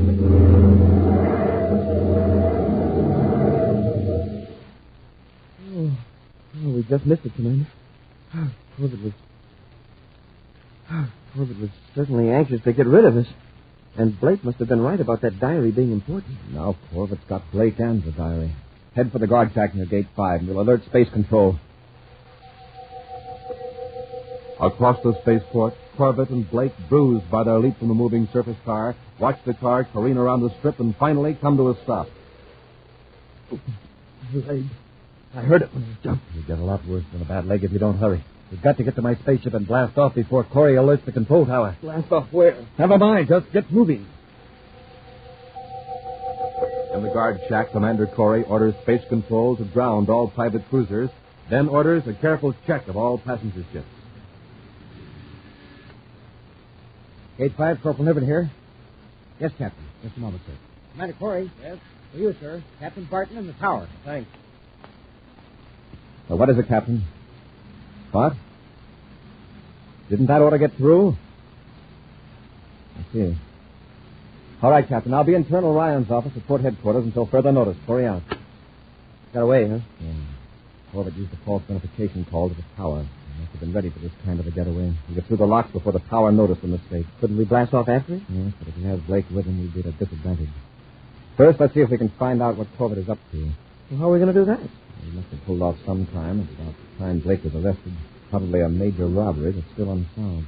If we check the record for that particular time, we might find out which one it was. Right. Then there's this mystery word, Condor.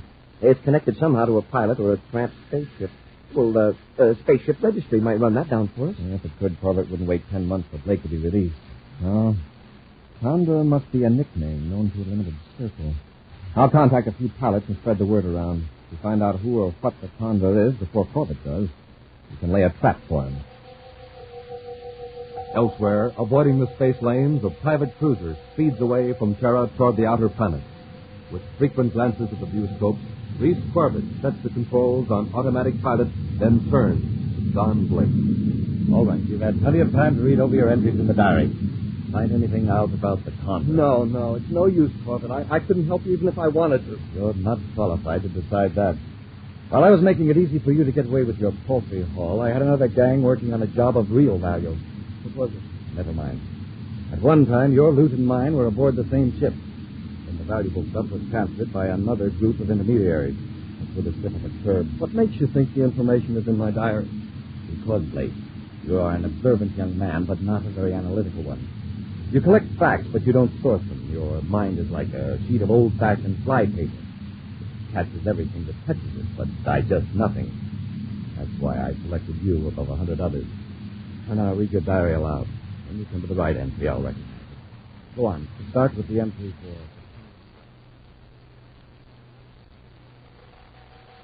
for... In the spaceport office on Terra, Cadet Happy brings Commander Corey a sheaf of reports he's just received by spaceophone. Here it is, sir. List of crimes that occurred during the period you mentioned. Thanks, Captain. I put a check mark on this one, sir. 1 million space credits stolen from Underplanet Bank. Nothing recovered to date. All suspects arrested so far have been released as having no knowledge of the crime. It's pretty hot, doesn't it? Yes, Hap, it does. And it all ties in with the information I have on the Condor. Got a lead, Hap. One of our men got hold of a commercial pilot who had talked. You found out what the Condor is? Yes. It was an old tramp spaceship. No one has seen or heard of it for several months. It's owned by an old-time pilot named Stubby Sykes. Did he disappear with the ship? No, he's now working as a mechanic. Mechanic? Where? You'll find out when we get to the Jupiter City spaceport. Let's go. Hours later, the Terra 5 lands at Jupiter City spaceport. and Buzz and Happy go immediately to a rambling structure bearing the sign Repair Shop, number 6. A foreman points toward a short, stocky, middle-aged man engaged in straightening a section of rocket engine housing. Excuse me, are you Stubby Sykes? Yep. Could I talk to you a minute? Sure. Glad of a chance to rest. Swinging hammers, heavy work. It must be. I'm Commander Corey of the Space Patrol, Mrs. Cadet Happy. Hello, Mr. Sykes. Howdy. Won't shake hands. Pretty greasy. Say, isn't there an easier way to straighten that metal, Mr. Sykes? I mean, with a machine instead of a hammer? Son, there's 3 ways of doing the job. Easy way, hard way, and the right way. I'm doing it the right way. I guess I got to. I guess you did. Mr. Sykes, I'd like to ask you a few questions. Fire rockets? Did you ever own a spaceship called the Condor? Did you, Mr. Sykes? Yeah. Why? What happened to it? Ship can't last forever, Commander. You know that. Yes, but what happened to the Condor? It's an old ship. Done its work and had its day. Cracked up. Smashed, so now I'm a mechanic. That answer your question? Pardon me. When did this happen? 10 months ago, more or less. Where? On Saturn's 5th moon. Controls wouldn't work. Tried to land to make repairs. Kind of cracked up. I finally hailed a small lunar cruiser. With a real smart aleck pilot. He was lucky I didn't toss him through his own nose port with the cracks he made about the Condor. I'm sorry about your ship, Mr. Sykes. Oh, was any of the cargo salvaged? Cargo? Nothing but junk. Not even a payload. A few 100 pounds of processed food and a few cases of tools. Nobody bothered going after it. Record's still there. Mr. Sykes, would you help me find the Condor? Well, right now I'm on overtime. Got to get this job done today. How about tomorrow morning? All right. Tomorrow morning. Fine. I'll make arrangements with the foreman. However, the next morning, after a visit to the airport, Happy returns with disturbing news. Commander, Mr. Sykes is gone. Are you sure, Hap? I just checked with the foreman. He got aboard a spaceship about an hour ago with another man. Sykes' roommate saw him, and the roommate knows everybody that Sykes knows, and this fellow was a complete stranger. From the description, he sounds like Reese Carter. We'll find out. Get to the ship, Hap. We're blasting off for Saturn number 5. A private space cruiser flies low over the craggy surface of Saturn's 5th moon. Reese Corbett is at the controls.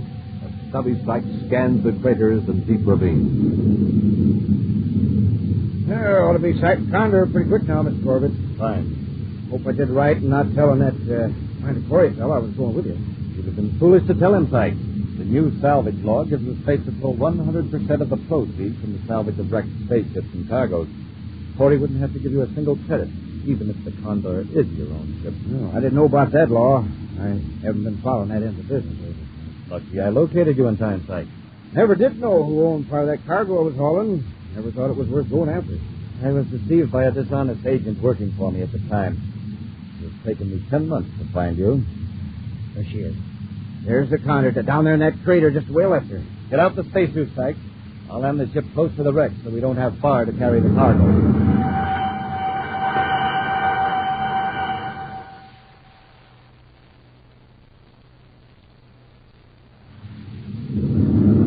Near as I can tell at this distance, Commander, they're decelerating. They must be preparing to land. You're right, sir. They sighted the Condor. The wreck shows up in the viewscope way up in the corner. Grid 9-8. Yes, I see it. Now the trick is to land close to them without giving them a chance to blast off. We can come in low and keep the sun behind us. Yeah, they won't be able to hear our rockets as long as there isn't any atmosphere. Be sure your suit spaceophone is set to our secret frequency. We may have to use the regular frequency to talk to them, but I don't want them picking us up till we're ready.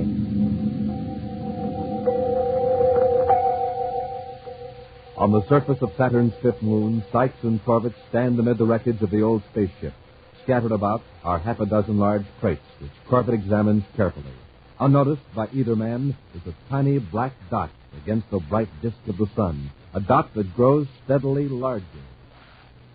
And we won't have to move all of these crates, Sykes. Yes, you know what you're doing, Mr. Corbett, but none of this stuff looks very valuable to me. Oh, don't you worry about that. You'll get the 500 credits, I promise you, the moment we're through loading and back in the ship. That isn't a life for you.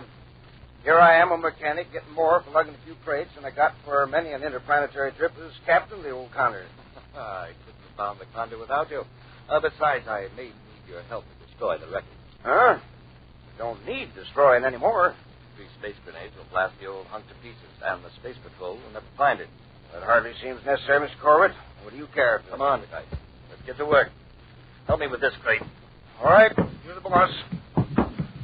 Say, over there. Where'd that other ship come from?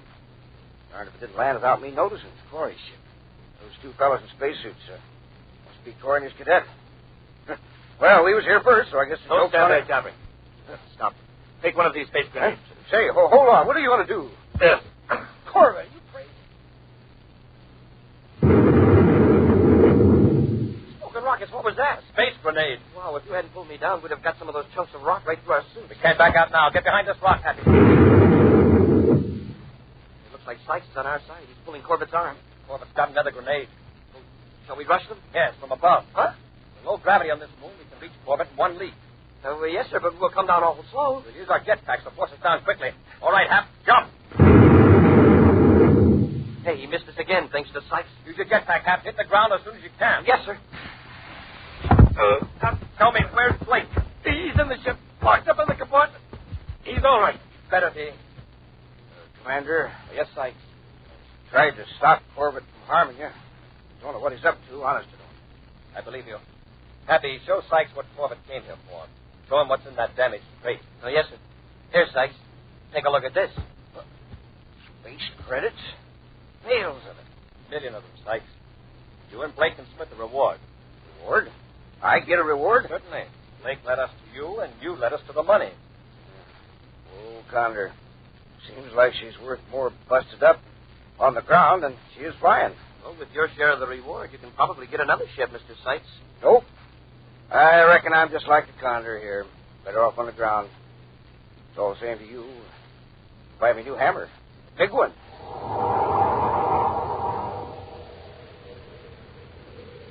An action preview of next week's exciting Space Patrol adventure in just a moment. Hi, Space Patrollers. Commander Corey here.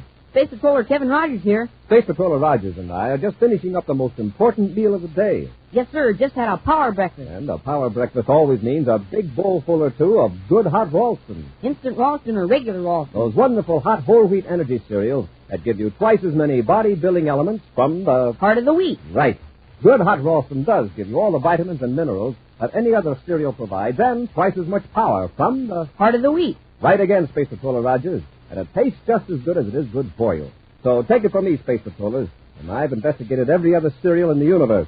No other cereal gives you so much power yet tastes so good. That's why it's the official hot cereal of the Space Patrol. So head for your grocers, get a package of good hot Ralston right away. And remember, you get a swell interplanetary space coin inside every package. And now a preview of next week's exciting Space Patrol adventure. Commander Corey and Cadet Happy have entered a warehouse on the planet Venus to rescue an abducted explorer. As they creep up a flight of stairs, two criminals lurk above them behind a huge barrel. Easy now, Happy. They've got Marcus in the place. Commander, the top of the stairs. Get your hands up. We're space patrolmen. I'm up and got it. Come on, Happy. There's the barrel, Perry. Roll it down on him. Commander, look out!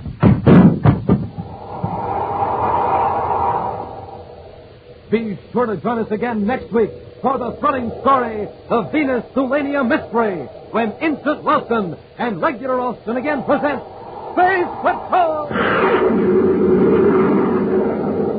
Space Patrol, created by Mike Moser, starring Ed Kemmer as Commander Corey and Lynn Osborne as Cadet Happy, was written by Lou Houston, produced and directed by Larry Robertson, executive producer Mike Devery. Other players were Ken Mayer, Norman Jolly, Stephen Robertson, and Joe Cranston. Dick Tufeld speaking. Now, don't forget to tune in next Saturday and every Saturday when Instant Ralston and Regular Ralston again present Space Patrol!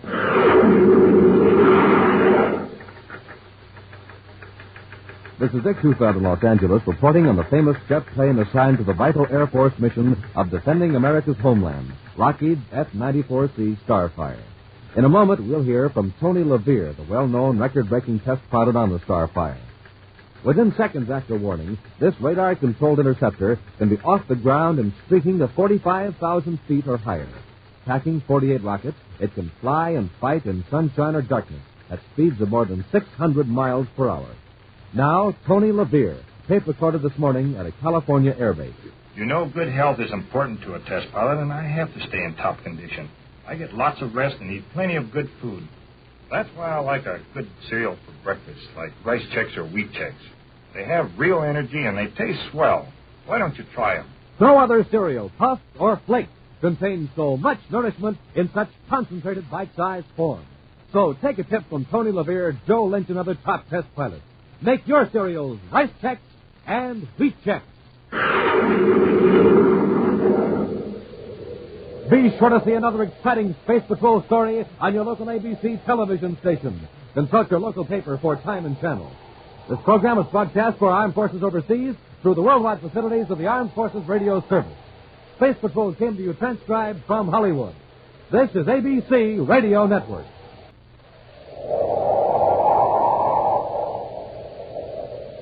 Instant Ralston and Regular Ralston, the hot whole wheat cereals in the red and white checkerboard packages, present Space Patrol! High adventure in the wild, vast reaches of space. Missions of daring in the name of interplanetary justice. Travel into the future with Buzz Corey, Commander-in-Chief of the Space Patrol! In today's transcribed Space Patrol adventure, Commander Corey and Cadet Happy have entered a warehouse on the planet Venus to rescue an abducted explorer. As they creep up a flight of stairs, two criminals lurk above them behind a huge barrel.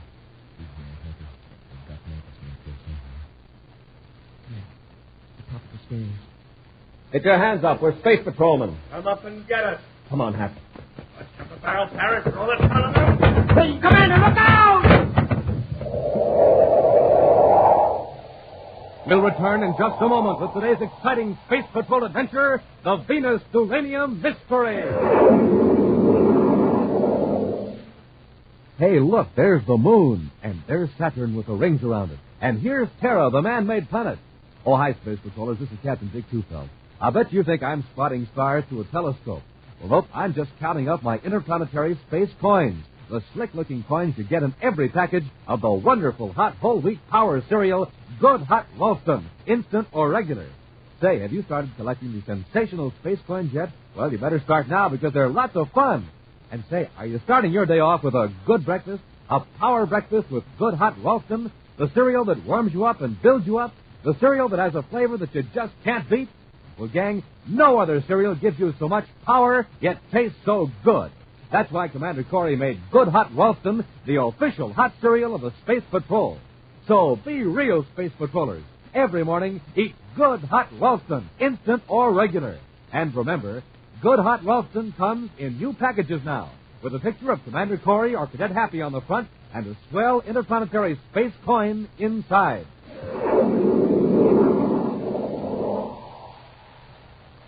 And now, for today's Space Patrol adventure, the Venus Tulania Mystery. In Commander Corey's central office at Space Patrol headquarters on Terra, Cadet Happy is so absorbed in looking at designs for a new spaceship, he isn't aware that Buzz has entered and is standing beside him at the desk. Been rocket. Think it'll get off the ground, Happy? Will it? Why, it's the slickest... Gee, man, I didn't hear you come in. Well, that's all right. I left them out because I thought you'd be interested. Well, by the way, I had to call off a demonstration of the new type spacesuit for this afternoon. Hmm? What happened, sir? I got a message from an old friend of mine, Frank Michelson. Oh, isn't he the former Space Patrol agent that became an explorer? Well, that's the one. There have been some rumors around that Michelson found a big uranium deposit on Venus. Apparently it's true. Uranium? Say, if it's any kind of a strike at all, Michelson can take it easy the rest of his life. Well, Frank Michelson wouldn't take it easy if he was the richest man in the universe. His message wasn't very informative, but I gather that he expects a little trouble. Over uranium? I would be surprised. It's rare enough to make a lot of people willing to take chances to get their hands on it. Well, we'll know the whole story when Frank gets here. He's due at 1500. Meantime, in his room at the Terra Space Hotel, Frank Michelson dictates some correspondence into a tiny micro-tape recorder, a machine that's almost entirely engulfed in his huge hand. Red Brinkerhoff, President, Interplanet Mining Company, Mercury City. Dear Ed, in view of recent developments, I suggest that we postpone further action until I consult Commander Corey. I'll be on Mercury in about 5 days to explain fully the reasons for this suggested delay. Come in. Yes, gentlemen. What can I do for you? We just want to talk to you, Marcus. Talk about that. Sure. Sit down, won't you? We'll stand, thank you. And, Mr. Michelson, I wouldn't go reaching in that drawer for a gun if I were you. Mr. Parrish here has a blast gun, and I have something almost to the same. I gather you're Jake Zalabon. That's right. Coming with it. That's so. All right, Michelson, get up. Now, don't try anything like that again. I think this will take the fight out of you, Michelson. Hold still. Nothing to worry about, Michelson. Just an electro-injection of cortisol. You'll be able to walk and talk, but you'll be incapable of offering resistance. You'll be nice and peaceable. Cortisol inhibits all traces of anger. Now stand up. Stand up, Michelson. What are you going to do with me, Zalabon? You'll accompany Parrish and me to Karazhan in the Venus jungle. I have a hunch the selenium deposits aren't too far away. You passed through Karazhan a few weeks ago. Yeah, we can work on you there without any interruptions. Nobody will ever come prowling around that old warehouse at the end of Meridian Street. Now, come along, Michelson. You're going to walk quietly between us. Take each other around, Parrish. Okay. Hey, he's peaceful as a lamb. For his own good, he'd better remain. Any word from Mr. Michelson, Commander? Not a thing, Happy. I can't reach him at the Space Hotel. Clerk says nobody answers the phone in his room. It's 16:30. He should have been here an hour and a half ago. This is right, Frank, to miss an appointment. Let's go over to the Space Hotel and check on him.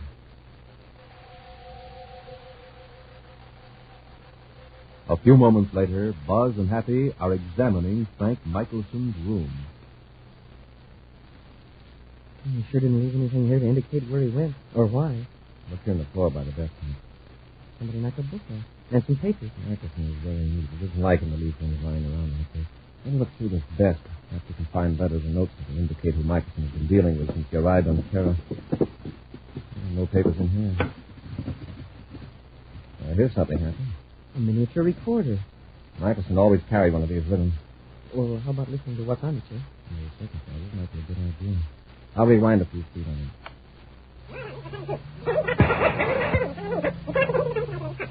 No. Red Brinkerhoff, President, Interplanet Mining Company, Mercury City. Michelson's voice. Dear Ed, in view of recent developments, I suggest we postpone further action until I consult Commander Corey. I'll be on Mercury in about 5 days to explain fully the reasons for this suggested delay. And Dictating a letter and someone interrupted him. Let's see if there's anything else in this tape. I'll run it ahead a little. to any conclusions you like. Now, Zalabon, take your friend Parrish and get out. First, you're going to tell us where this selenium deposit is. It's none of your business. Oh, selenium. Don't force us to get rough, Mike.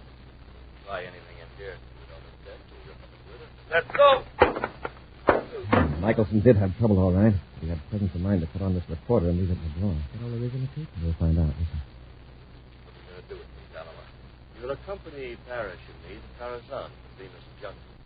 I have a hunch the selenium deposits aren't too far away. Passed through Karazhan a few weeks ago. Yeah, we can work on you there without any interruptions. Nobody will ever come prowling around that old warehouse at the end of Meridian Street. I guess that's all. This will be a cinch, Commander. All we have to do is notify Venus City Space Patrol to go to Karazhan. Zalabon and Parrish might be tipped off. We'll handle this one ourselves, undercover.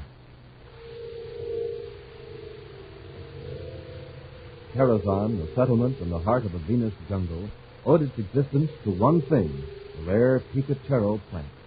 The fibers of this plant, dried and processed in a certain way, could be woven into a beautiful, shimmering fabric that brought high prices in exclusive shops on all the planet. Then chemists discovered a way to make synthetic Picatero fibers for a fraction of the cost. The demand for real Picatero fabric declined, and with it, the bustling activity of the jungle settlement of Karazhan. Now, visitors to Karazhan are few, but the remaining inhabitants are too lacking in vitality or curiosity to pay any attention to new arrivals. At this moment, a surface car stops in front of a bleak warehouse at the end of Meridian Street, and two men get out, pulling a third man between them. All right, Michelson. Here's your new home. I've had enough of this being shoved around, Zalabon. Keep your hands off me. Well, Both apparently the effects of the talk is all wearing off. Parrish, you'll watch our guest carefully. Okay. Come on, Michelson. Door isn't locked. Go on in. Phew. This place sure reeks. Yes, that's the Picatero. There's several bales here in the warehouse. Isn't that dangerous? I thought raw Picatero gave off poisonous fumes unless it was treated. It does, but don't worry. There's enough ventilation here to keep it from bothering us. What do we do with Michelson? Take him upstairs and lock him in a room. We'll go to work on him later. Why waste time? Let's make him talk now so we can get out of this place. I've a couple of errands to run uptown. All right, Michelson, get up the stairs.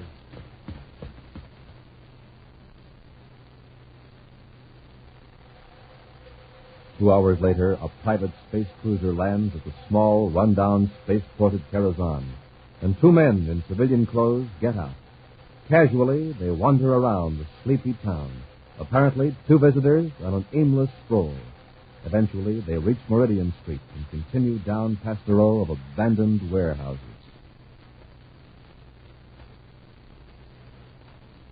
Gee, Commander, this town is really dead. You should have seen it 5 years ago when the Picatero market was at its height. A regular boom town then. Oh, that must be the warehouse we're looking for. Is the surface car in front of us? Yes. Don't call your ray gun until we get inside. I'll try it here.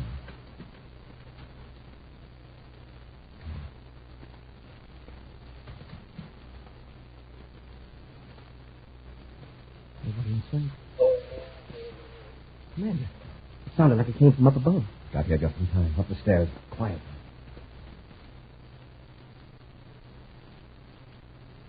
Now, Michelson, you're not going to get anywhere by being stubborn. Where's that Tulania? I said, where is it? Pretty brave, aren't you, John? Hitting a man with his hands tied. You can spare yourself a lot of pain by telling me where that Tulania ore is.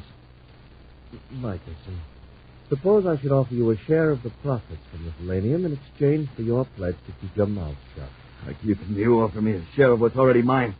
All right, Michelson, I'll get it out of you. Salabar, lay off. What do you want, Parrish? Somebody's downstairs. What? Who? I don't know. There are two of them. I'll just see that Michelson doesn't give any warning. Oh! All right, come on, Parrish.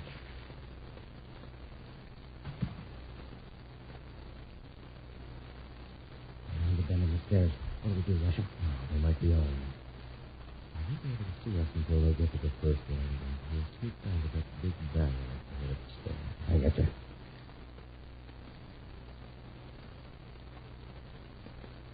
We'll come around the corner. We'll push the barrel down on it.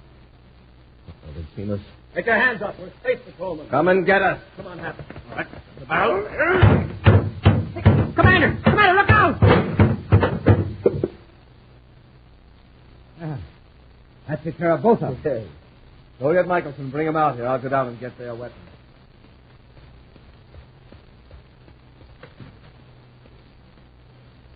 All right, Michelson, come on, up on your feet. We got something to show you. Move lively.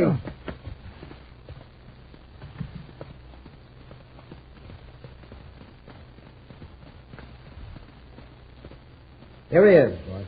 All right, take a look at these men, Michelson. You know them? Never thought of it before. And you never will again. I recognize them. These space patrolmen. Commander Corey and his cadet. Harris, let's finish them off before they come to. Wait, you can't do that. Can't I? Who's to stop us? Well, listen, give him a chance. I'll tell you where the Tulania is. I'll make a deal. Just give him a chance. Oh. All right, Michelson. Where's the Tulania? 500 miles up the Ramaza River, just south of Lake Tristan. That's the key. Good. We'll take you up there in our ship. Can you let these men go? Oh, no, I can't read that. Parrish dragged them to storage bin number 3 and locked them in with those old bales of Picatero. No, you can't do that. Those fumes are deadly poison. Yes, I know. In that sealed room, they can't survive more than 20 minutes. We'll return to Space Patrol in just a moment. Wow, the big game. Only 5 seconds left. But look at that center move, that basketball. Now he jumps. He shoots. It's good. His team wins. More power to him. And more power to you. Power to think fast. Power to act fast. And, gang, you'll get it from a good breakfast with that swell-tasting whole wheat power cereal, Good Hot Ralston. instant Ralston or regular Ralston. More power because hot Ralston gives you all the power of whole wheat and twice as much power from the heart of the wheat. That's why a good breakfast with good hot Ralston means extra protein for powerful muscles, extra vitamins for sturdy growth and steady nerves. And, gang, hot Ralston is the only cereal that gives you so much power, yet tastes so good. So join the power team.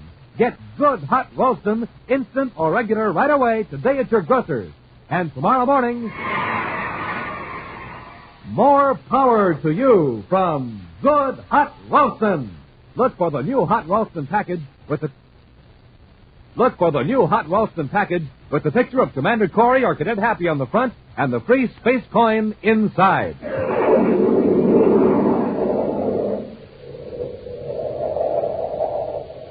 And now back to our Space Patrol adventure, the Venus Tulania Mystery. In attempting to rescue Frank Michelson from a warehouse in a jungle settlement on Venus, Buzz and Happy were knocked unconscious by Zalabar and Parrish, two men attempting to learn the location of valuable Tulanium deposits. Michelson divulged the location of the rare mineral upon Zalabar's promise to spare the lives of the space patrolmen.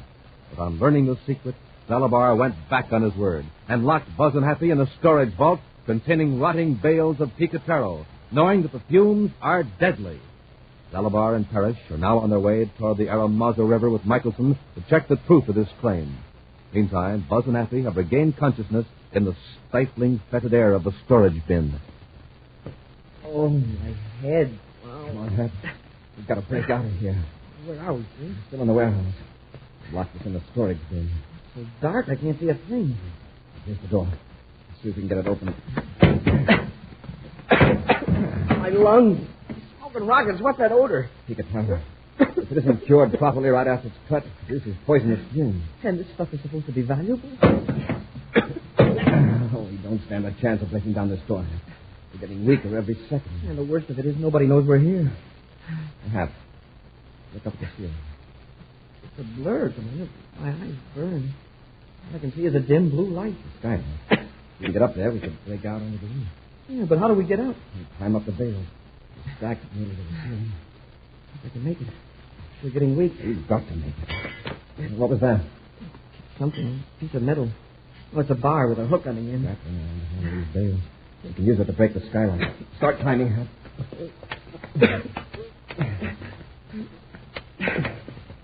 Come on, Hap. Here, I'll give you a hand. That's it. Hold on. I think I can reach the skylight from here. Now, come on, Hap. Out through the skylight. Yes, sir. That's it. Careful, don't cut yourself. Oh, fresh air sure feels good.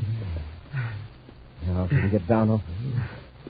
I'm still dizzy from those fumes, Commander. Watch your step when you get near the edge. Here's the ladder. Don't try it till you're sure of your grip. I'll be okay in a minute, sir. Look down there. The surface car's gone. Yeah. By now, Zalabar's probably blasted off. I hope Michelson's all right. We'll go right to the spaceport and see if we can find anybody that knows which way Zalabar headed. High above the lush jungle of Venus, a spaceship heads westward.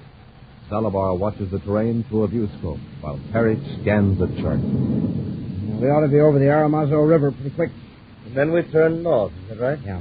Follow the river to Lake Crystal. If Michelson's telling the truth. Well, if he isn't, we'll get it out of him somehow. Speaking of Michelson, are you sure he's tied up tightly back out? Yeah. He won't give us any trouble. If we don't find that Tulania, we'll give him plenty of trouble. That's for sure. Meanwhile, back in the jungle settlement of Karazhan, Buzz and Happy sit in the littered office of the portmaster. What's keeping that portmaster? Sure, it couldn't take him this long to go out to the repair shop and find the mechanic. Maybe they both been fishing. We'd only get one clue in the direction Zalabar's ship. Commander, a word keeps coming back to me. I think I heard it while we were lying on the floor of the warehouse. What is the word, huh? It was an odd-sounding name. Ara something or other. Aramosa? Aramazo? Yeah, that's it. Does it mean anything? There's an Aramazo River some distance west of here. Do you remember anything else? No, sir. And the voices were all mixed up. But this one word seemed to stand out. Happy, turn up that space account. Yes, sir. Former Space Patrol Agent Frank Michael. Frank. Commander Corey's in danger. He's locked in a warehouse at the end of Meridian Street in Carazon. Hurry. Corey's in storage bin 3. Don't try to contact me. I've held aboard a private cruiser now heading toward Aramatha River. You're right, Happy. I'm still alive. That's something. Exact position unknown. The men holding me, Jake Dalabar and Griff Parrish. They're taking me up the Aramatha to a point just south of Lake Thistle. They're armed and dangerous. This is Frank Michael. Help Corey first. Cut off. I don't know where he's going. Right. Get to the ship. We'll blast off for the Alamo.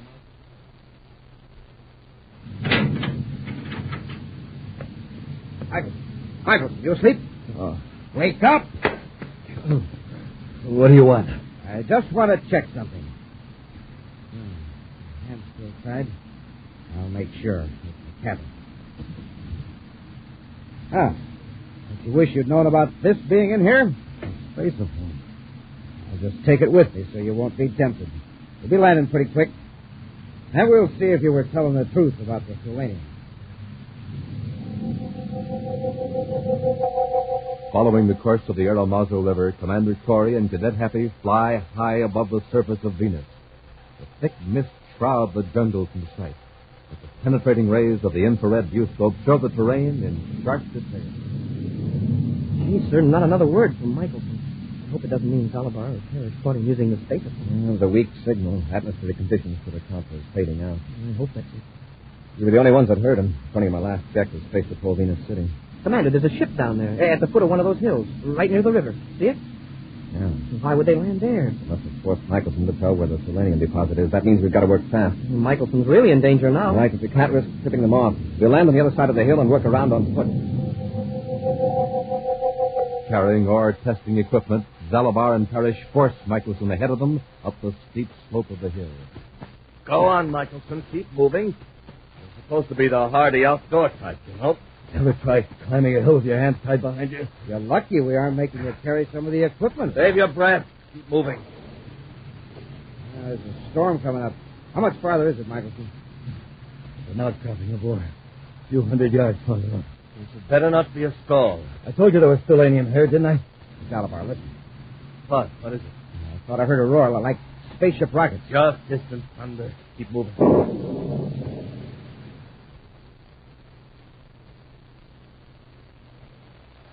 Start working our way up the slope, Happy. I want to be above them when we contact them. Yes, sir.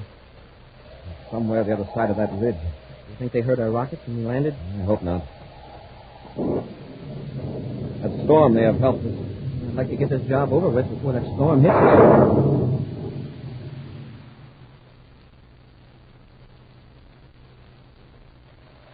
Listen, Michelson, are you sure you know what you're doing? This trip was your idea. Don't get cute. You're just making it tougher for yourself. Okay, try some of these rocks. Please, get the equipment. Aren't you going to help? We're going to be fighting the storm pretty quick. All right, I'll give you a hand. All you'll need is the electrospectroscopic analyzer. If you know anything at all about it, you'll recognize selenium. We know enough about it to tell if you're pulling a fast one, Michelson. Here, how about this chunk of rock? It's too big. Who's asking you? It is too big, Parrish. Here, this is more like it. Put it in the test chamber. I have the dial set. Okay. Turn on the power.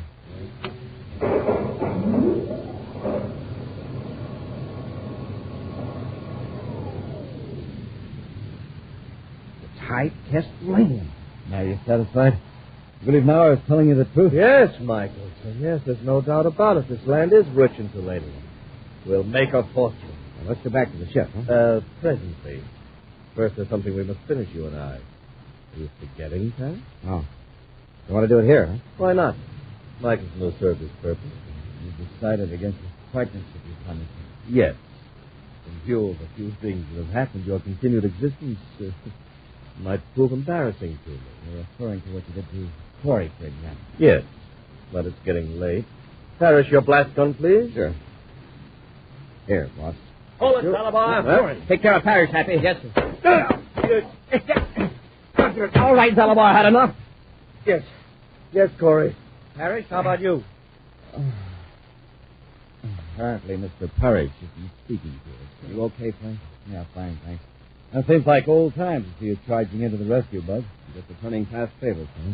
Happen I heard your spacephone signal after you broke out of the warehouse. Oh, so you got out by yourself, huh? I might have known it. Happy, untie Mr. Michelson, then we'll take our prisoners to the ship. Yes, sir.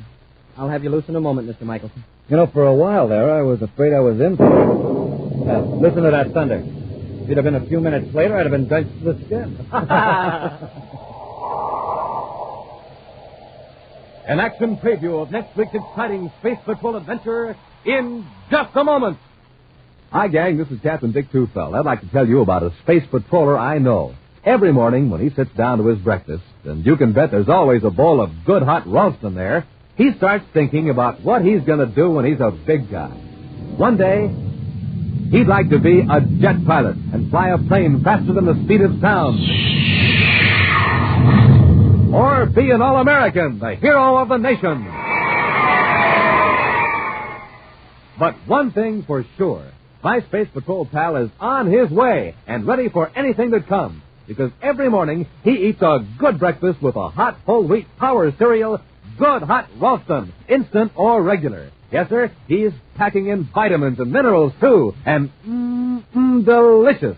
Every spoonful tastes better than the one before. Each bowlful tastes like more. And no other cereal gives you so much power, yet tastes so good.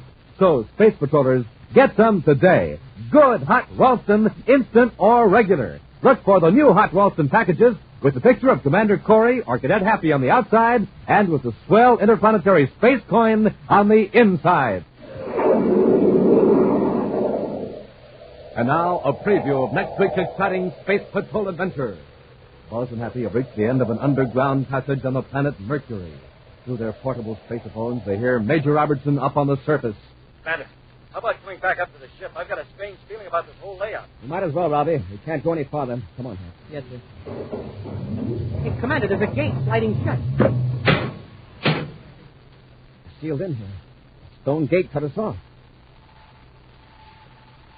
Take a look at Commander. Where's that noise come? Commander? Commander, where are you? What's the matter, Hap? Major, the commander was right here beside me, and now he's vanished. Be sure to join us next week for the thrilling story, The Lost Dimension, when Instant Ralston and Regular Ralston again present Space Patrol!